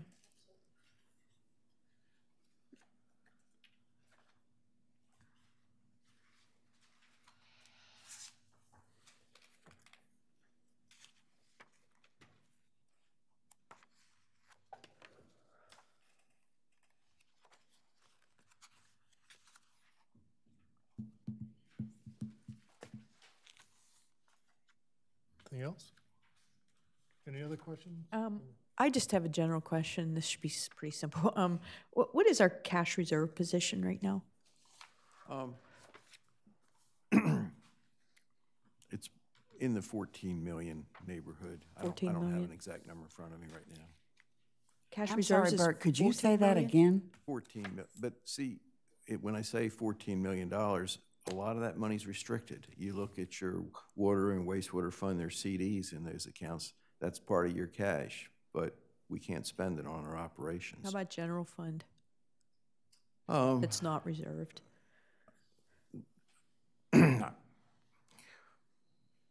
I'd say 5 to 6 million, but I think I better. That's not reserved, so, all right. Well, you've got. I'll give you an example of your transfer tax account. You know, technically, according to code, there are limitations. It's very broad what you can use your transfer tax for, but you do have limitations. So. It's, to say you have $14 million is a little bit misleading. You don't have $14 million to spend. Much of it's been targeted for certain purposes, you know. And Is that the same with the 5 to 6 million? Because that's like a well, like I 40% say, reserve in our well, general your fund, transfer right? tax, for example, I think Yeah. your CD and the transfer tax is several $1 million. And I didn't bring a cash list in front of me today, but you just, according to the code, state code actually gives you a definition of what you can use it for. And But you can use it for like infrastructure project, I mean, certain things like, I mean, generally some the things like language that. is pretty broad. So we've always been pretty guarded with our transfer tax, and I don't think we've released it to spend on any wish we had. So we've, I think, complied with the state code. But, you know, if we had an emergency, we certainly would use it. Again, I know I asked this question last year, but I'm still going to ask it this year. So that breaks down to me somewhere around 40% reserve, cash reserve in our general fund, where we have some restrictions, but not a lot of restrictions. So is that the right number, given all of our infrastructure issues and all the revenue increases we're talking about? I mean, is 40% still make sense, which, you know, in the 5-6 million range, that's almost 40% of our general fund budget of 4.2. I mean, does that make, does Well, I it think still if make you- sense, or should it be this is a 30%? This is a pretty big business, really. Yeah. If you look at your payroll and your operating costs, you know, if you look at it in terms of number of payrolls, how many payrolls would you have going into the future? You're running over $6 million in personnel costs. And so when you have that kind of cash reserve, if you compare it to, you know, what your demands are, it's not as much as you think. And so, I mean, we're solvent and we're very Yeah. fortunate. Which is great, and But- I attribute that to you but running the budget effectively, But I but, would say that, yeah, that's why we have a budget. yep, And you know, in a resort community like this, you know, you may get aid from the federal government if you had a catastrophe, but you know, you might wish you had a little of your own cash on hand. again, I feel obligated to ask that when we're talking about all these increases this year, that, you know, is there a way to think about some of this differently rather than just all the increases? Yeah, So if you're asking whether we can relieve some of our cash reserves, that's the bottom line, really. I wouldn't recommend it. Okay. If it was my business, I wouldn't recommend it. That's what you said last year too, so I just thought I'd re-ask. He's very consistent, so thank you. And if I might remind everybody, and I mentioned it before, but we did use a little over $1 million from our cash reserve, if you will, 2 years ago. And fortunately, we've been able to replace it. So I mean, And we used $3 million too for the overruns on the city hall as well, so, I mean, I I'm just saying, understand. Yeah. On the annual budget. Yep. For 2 years ago, we took out $1.1 million Yep. To pay for the expenses that we didn't put into a rental tax at that point in time. Oh, But I that has see. been paid back I see what you're saying. into the general fund Got it. Oh, that has been paid back. over the last 2 years. Okay. And the $3 million we took out for the overruns on this building, has that been restored as well into that general fund? We didn't take that out of the general fund. Oh, I thought we did. It was part of the borrowing as well as The other extra, but revenues. we only had borrowing, I'm sorry, we only had borrowing authority for 18, so we took more than Oh, I 18. see what you're saying. Yeah, so there was an additional 3 million, so One I'm just thing curious how that reserve works. And again, I have to think about it relative to thinking about all these increases in taxes this year. Well, the building was in the planning phase for many years. Yeah. So we started tracking costs for the Yeah. building. Yep, We no, you played definitely- EDIS. Yeah. So you have soft costs, which are Yeah. associated with that. And Right. that's really the conservative way. And it's the appropriate way to track your engineering and architectural. And so those are all components of the building cost. So I think that if you looked at your 21 million, Yeah, you know, you weren't really that far off if you take those soft costs out. okay, thanks, Bert. So I just have a curiosity, because I was talking with some residents about our current situation with the budget, and not having attended all of our meetings, it's a bit challenging for them to quite grasp exactly what's going on and why. And so one of the things I was curious about, because I had spent some time looking at it and studying it, was this pie chart. Because I was trying to express to them what pieces of the pie come from which people are actually contributing to our city. Because obviously we get a considerable amount, about 28%, if I'm looking at this correctly, from parking, and we get currently a little over 6% from property taxes, et cetera. So it was really helpful when I was trying to talk them through this for them to see exactly where the revenue's coming from. And I know we do this annually, I believe. So is there any value, I guess, in what I'm trying to ask is, as we get down to the bottom line of whatever we have to do to raise additional revenue, that it's reflected here so folks can more easily see what pieces of the pie are actually increasing and which pieces of the pie may be staying somewhat stagnant or level to previous years. Is there any value in that? Because when I showed this to the people I was talking to, who are certainly not as close to this as any of us, it made more sense to them as to why the property tax was even on the table. But at the same time, they were quite curious about the other slices of the pie that are in a one-digit percent, as to whether or not there would be a new pie chart that would show them additional revenue is equitable in what they're going to contribute and what others are going to contribute. Does that make any sense, what I'm trying to convey? Well, I think Is your bottom line that, for example, we have all these infrastructure costs and infrastructure that's been neglected for the past 10 years that we now have to deal with?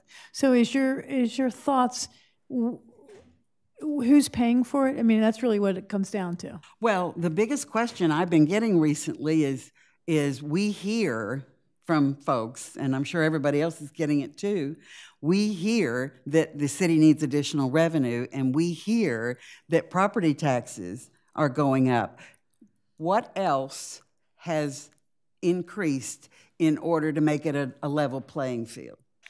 And it's a somewhat complex conversation with some part-time and full-time residents. The way I look at it, or the way I talk about it, and maybe different from you, and maybe it's not as helpful, but so far for me it has been. So, talking about the hotel tax, for example, someone mentioned already that that's perfect to say. I think it was Dick, that the $700,000 for the restrooms could be covered by the hotel tax.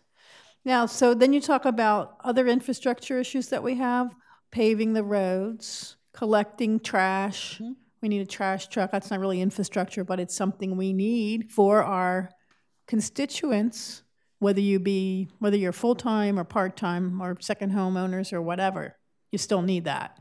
So, and then there's a whole issue of our,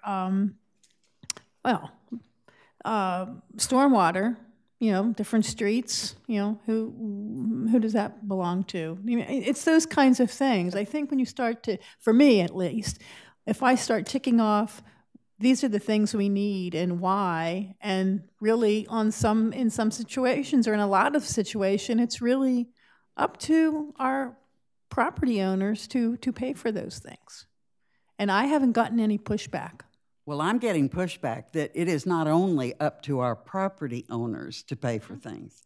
So all I'm asking, and Bert, I think you were going to chime in. I can comment on that. I mean, basically, I think your question is the revenue mix changing so that it's slanted against the property tax owners? Well, that's what they're wondering. Yeah, and I would say this. I've gone back to audit reports back in the 1960s. In fact, I think I had one I gave to Paul. And back in those days, property taxes paid a bigger percentage of operating in the city. I mean, in those days, you had parking meters that cost a penny in the middle 60s. So what's really happened is over the last 10, 15, 20 years is the user fees have taken up a bigger percentage of the budget. And I mean, if you look at that pie chart and you say, well, what percentage of property taxes do they cover to carry our city? We're quite fortunate because I think the biggest section is your parking revenue.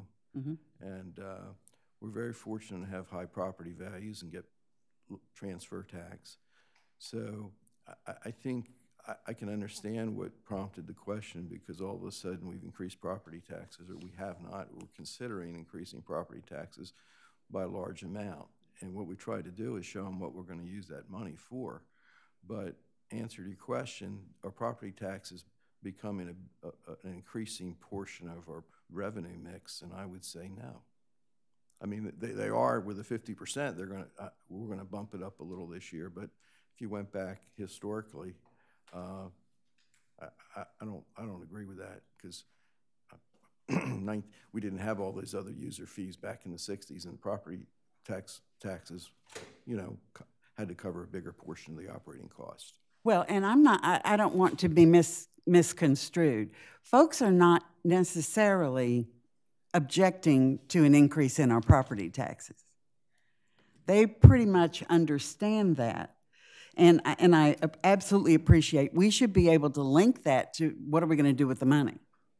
But where they also go is, okay, I'm willing as a property owner to pay an additional 50%. I want to understand, and maybe this is more the communication side or however it's going to be covered in the press. I want to understand who else is stepping up in this pie. So to rephrase what you've just said, please, they're willing to pay their fair share of whatever that increased revenue amount is, but they don't necessarily want to, and they want to see the factual data that demonstrates that other beneficiaries are paying their fair share. Correct. Well, I can give you an example. We increased parking meter rates from what, $1 and $1.25 in some areas to $2 a few years ago. Mm-hmm. And I mean, we didn't increase property taxes then, you know. But what's happened is you look at your parking meter revenue, and it's become flat. We have modest increases this year on several streets, but I don't know that we're ready for another increase. That would be a decision you all would make. Mm-hmm. But we had a pretty substantial bump up in revenue from property taxes. I mean, from parking meter revenue, while the property taxes essentially stayed flat. So I think we could provide more data and illustrate, you know, my point. But I don't think that you can just see by how much these user fees are representing in the total revenue mix. Property taxes in a normal city government are usually a lot higher portion of the revenue than what they are in our budget. Mm-hmm. Yeah. I think it's easy to step up and say that the citizens or residents that haven't been paying their fair share. I think that's not a difficult thing to see.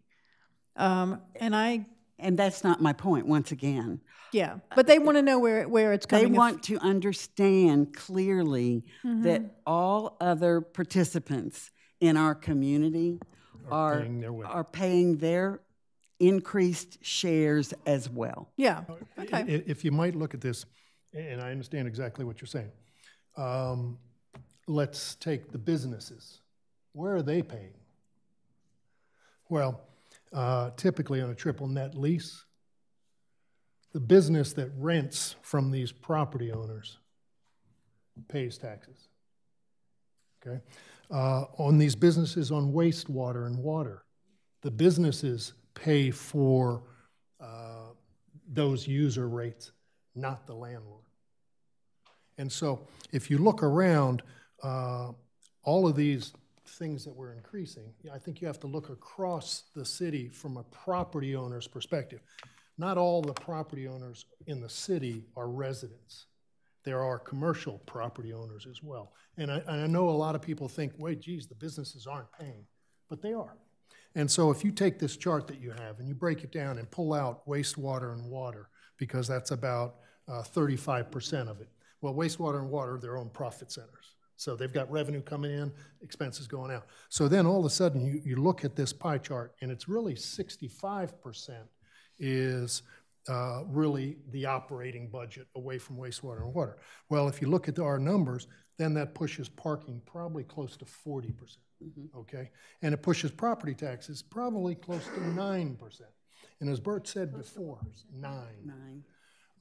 And so as you were talking about, Bert, if you look at a typical municipality, that I would say property taxes are anywhere from 45 to 65% of the operating budget.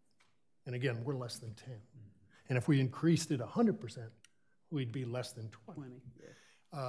And if you look across most municipalities, parking, this is unbelievable that we're this large. And I agree with Bert that it's gonna, flatten out, and it has flattened out. And hopefully over time, we'll have less cars in the city, and it's gonna flatten out even more. Even if we raise it, they're gonna go down. So, I mean, I think you have to look at it from the perspective of who's paying these things. If you go through every one of these revenues, there's a group paying for it. It's not just a specific small group. It's a large group. Transfer taxes. It's people that are moving into town and buying new homes, whatever. And their commercial property is the same thing. If you look at license fees, who's paying for those? Not the people in the neighborhoods, the people downtown. So, I mean, everybody seems to be paying something. And if you look at these revenue sources, anytime we increase it, it's hitting somebody. And unfortunately, we're having to increase it a lot today or tomorrow because of some of these other things. But it's spread out pretty well. And it's not just me paying for it because I have a house in town. It's the guy downtown paying for it, the woman downtown that has the business, they're all paying for it too.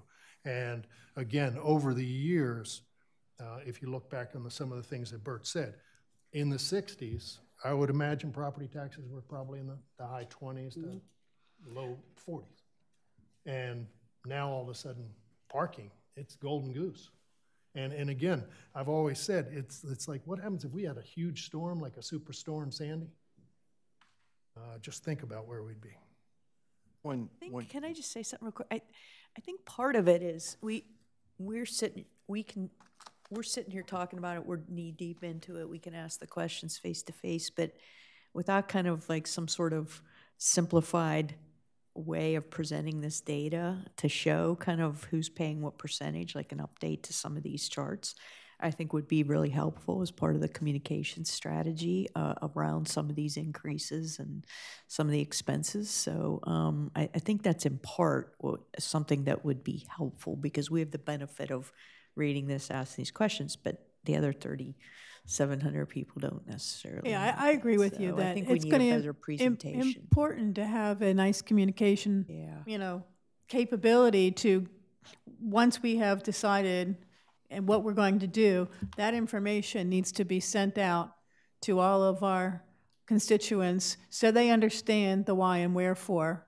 Because, it's like, okay, your taxes will increase $200 a year, so it's a lot different than saying 50%. So it's all a way of how we communicate this, and that's going to be critical once we have approved the budget. And relative to the equitable distribution of increases. So, for example, it seems like, wow, the homeowners, the residents are really getting hit in an inequitable way, but in reality, there's a lot of things contributing, and it's not just the residents. So how can we show that and be able to articulate? That's my interpretation of a part of it. We can have Evan put this chart together based on the budget tomorrow. Not tomorrow. And you don't have to convince me. That's what we end up doing. Yeah. You don't have to convince me because Pat already said it. No. I get it. And this, I've always thought in other organizations I've been, is to put out these bar charts because it lets people know where the expenses are going and where the revenue's coming from. And I think it's a nice picture. It's been said, but let me just say it again, I guess, because this is hitting me too from the letters and conversations I'm having with our neighbors and friends around town. It just seems to me, being relatively new up here, that we're relying on our friend from the Cape Gazette back in the corner to do the communication for us. Well, his job is to sell newspapers, not to communicate what it is that we're doing. I don't say that negatively. He does a wonderful job.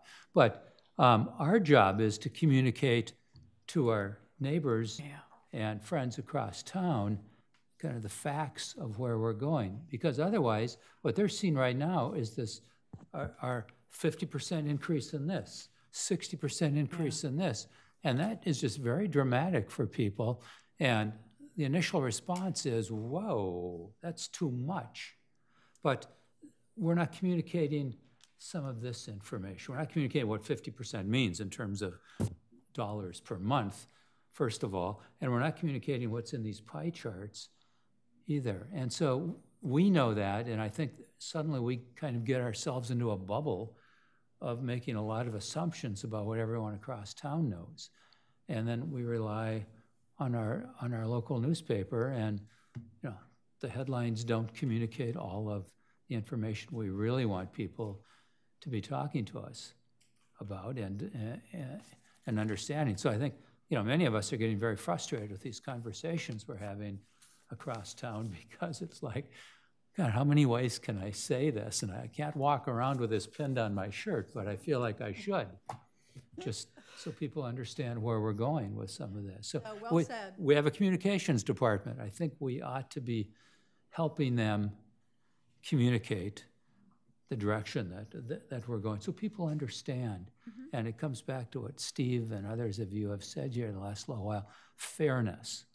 This is all about fairness for people. If people think they're being treated fairly in the direction we're going, it's going to make a huge difference.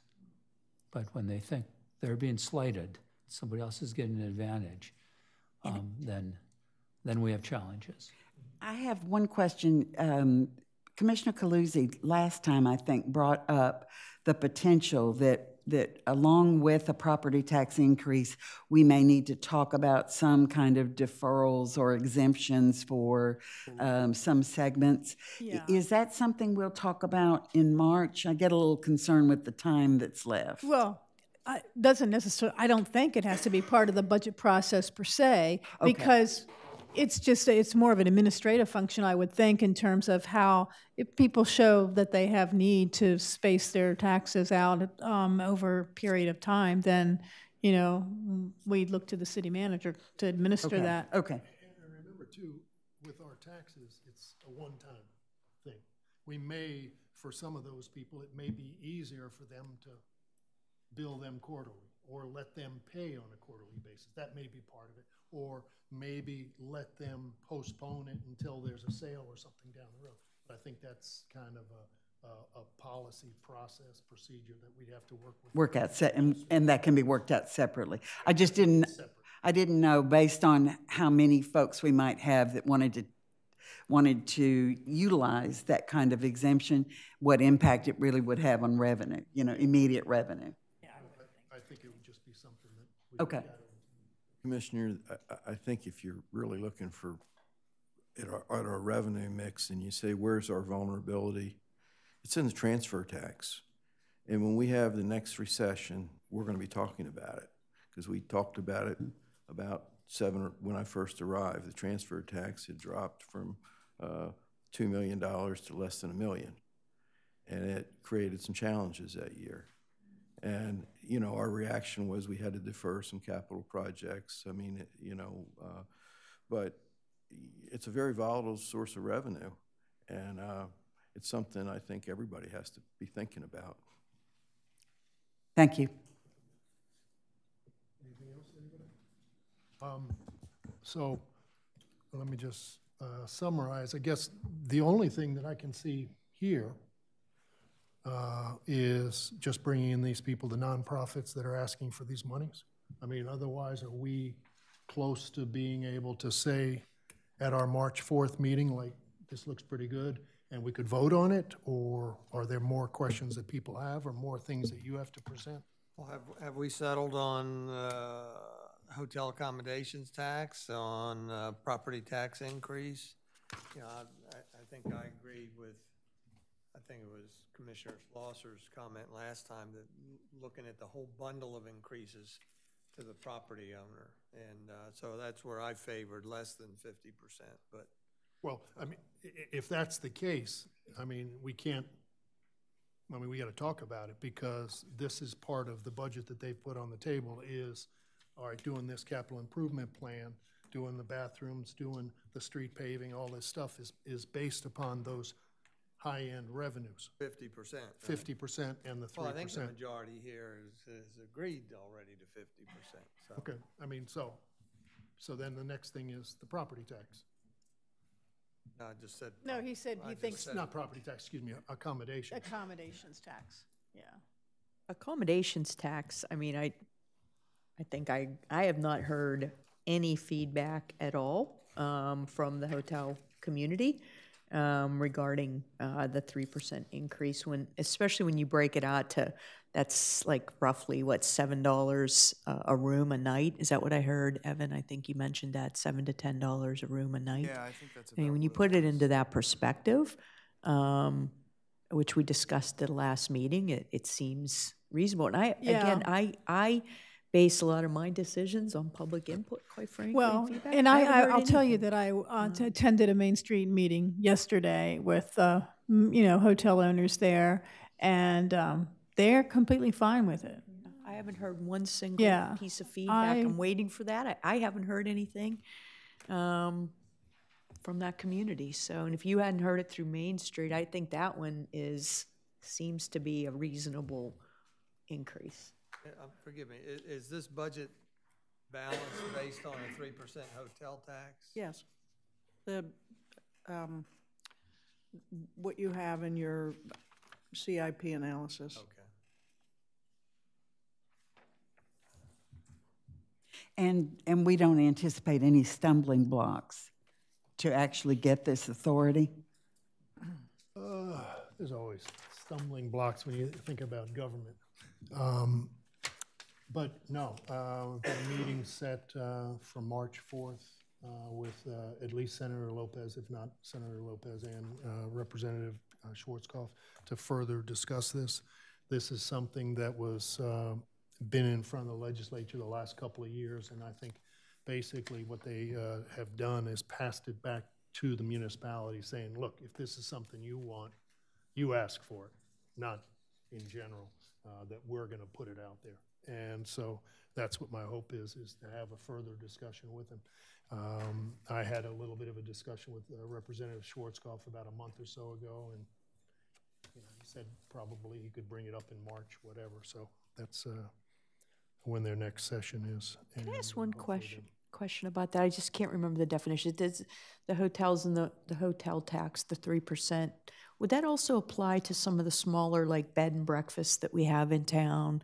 Like, I don't know, Bedazzled, I think, is one of them. And there's one on, I think your street, Stan, Rehoboth Guest House. Does that, yeah. Does that apply to those organizations, or is it simply the larger hotels? It applies to anybody that is paying the 8% state tax right now. Is there any way they are exempt from that 8%? I think it has to do with rooms, but I'm not 100%. I'd have to check that for you. But I think it's anybody that right now is paying the 8% accommodations tax to the state. That's who it'd be. And I don't necessarily think that's factored into Bert's numbers. Correct. Okay. So it may be more than that.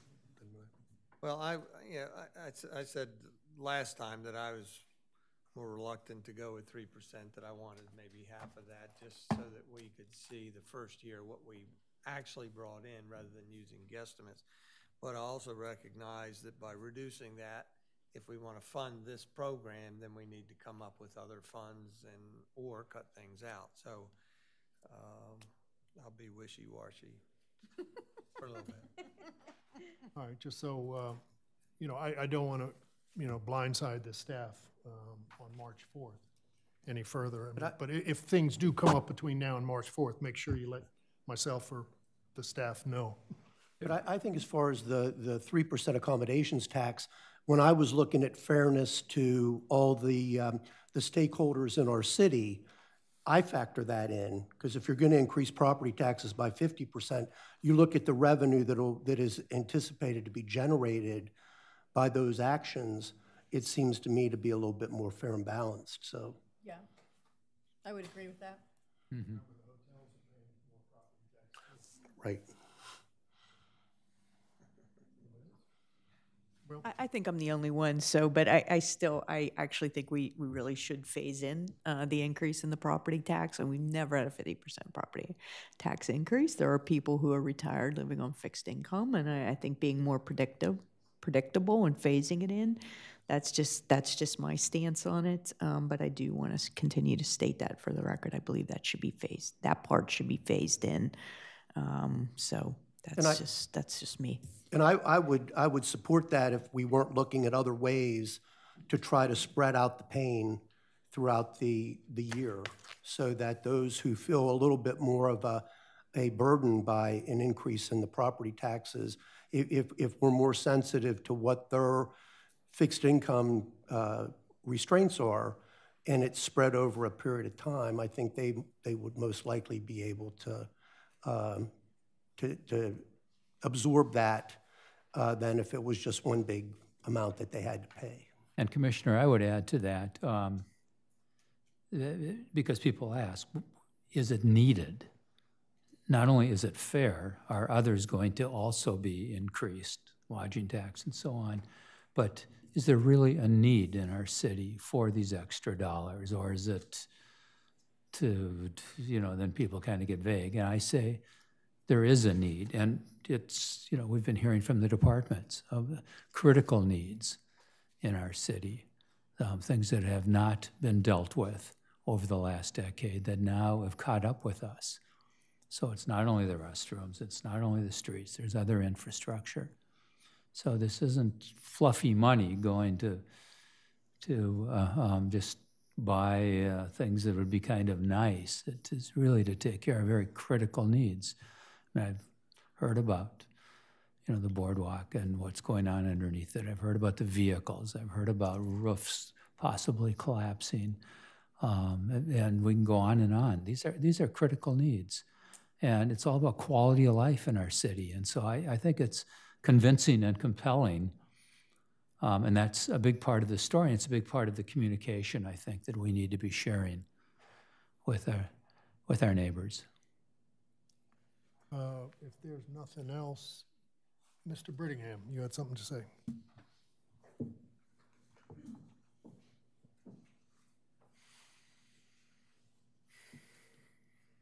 Good afternoon, Walter Brittingham, 123 Hennepin Avenue. First of all, I think you need another meeting.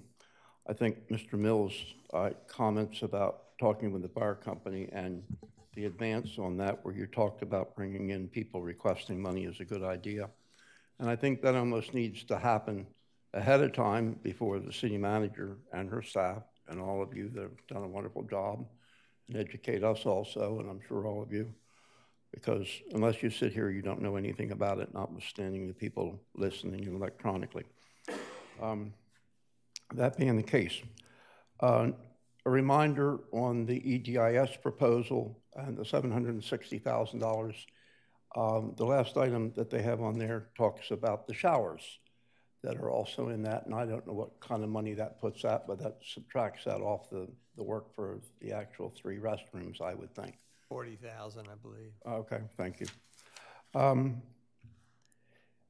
want to really quick talk about planning, and I really think it's not fair to say you haven't had planning, and I look at the letter that comes from EDIS that was dated December 13th. We probably got it on the 15th. You gave it to us on February 4th. So obviously there was planning for a month or so ahead of time to get it this far. And at some point in time, just like the roof down at the wastewater treatment plant, it'll become an emergency after a while. I remind you that there's other people in town that do work in this area. There are Sussex County people.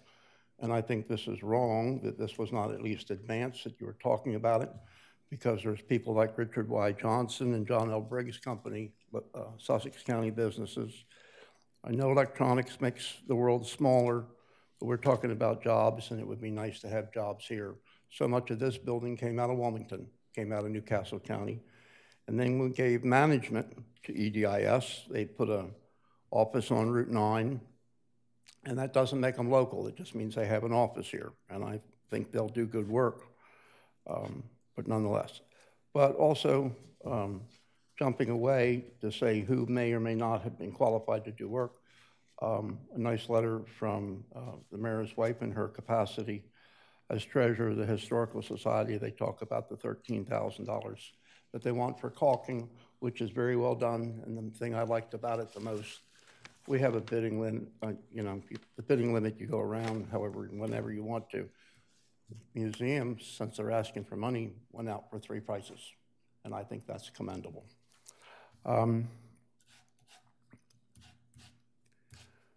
As far as what's going on in the bathrooms, I think we're all guilty, but we need to go out and see what's happening so we can have some input. And in the advertisements that have been in the paper in the past about these meetings for input from the commissioners to the city manager so she could put the budget together. And again, I think they've done a wonderful job. The computer lets you do it, and Bert goes back for years and find out what's happening, and we're all there. But let's talk about the wastewater outfall. This $85,000 video, if that's what I understand, and I don't know whether that's once or twice a year or part of the initial contract. None of you at this point, since Kathy left, none of you at the table right now, have you been at the board? When I was a commissioner, we discussed that. It was downstairs in the old city hall. And there was a price, and not too many people in the room that night when it was talked about. And Heather from South Coastal, she's a supervisor down there, very capable county person. And the man said, well, what does that cost? And she said, about $10,500. So you have an $85,000 someplace, I think I got that out of it. And now we have video that you can do. What are the 3 prices gotten? Who recommends it? Are we just going to do it, or are we going to ask? Do we get that from the engineers? Do other people do it? That's a lot of money. And when they do it, they shouldn't drop anything on the diffuser. Last comment I have to make is everything could be an emergency. It shouldn't be a cop-out. This stuff for the restrooms ought to be opened back up. Ask other people for their thoughts on it. You've got a set of specifications. If you don't, you should, like Mr. Mills was talking about.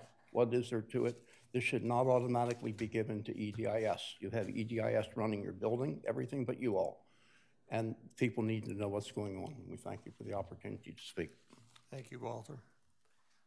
Mayor, real quickly, just to follow up on the video inspection of the outfall. The permit requires it to be done after 1 year of operation and then every 2 years thereafter. Similarly, South Coastal has every 5 years. So we got the pricing data from what Sussex County paid at South Coastal and on their most recent video inspection.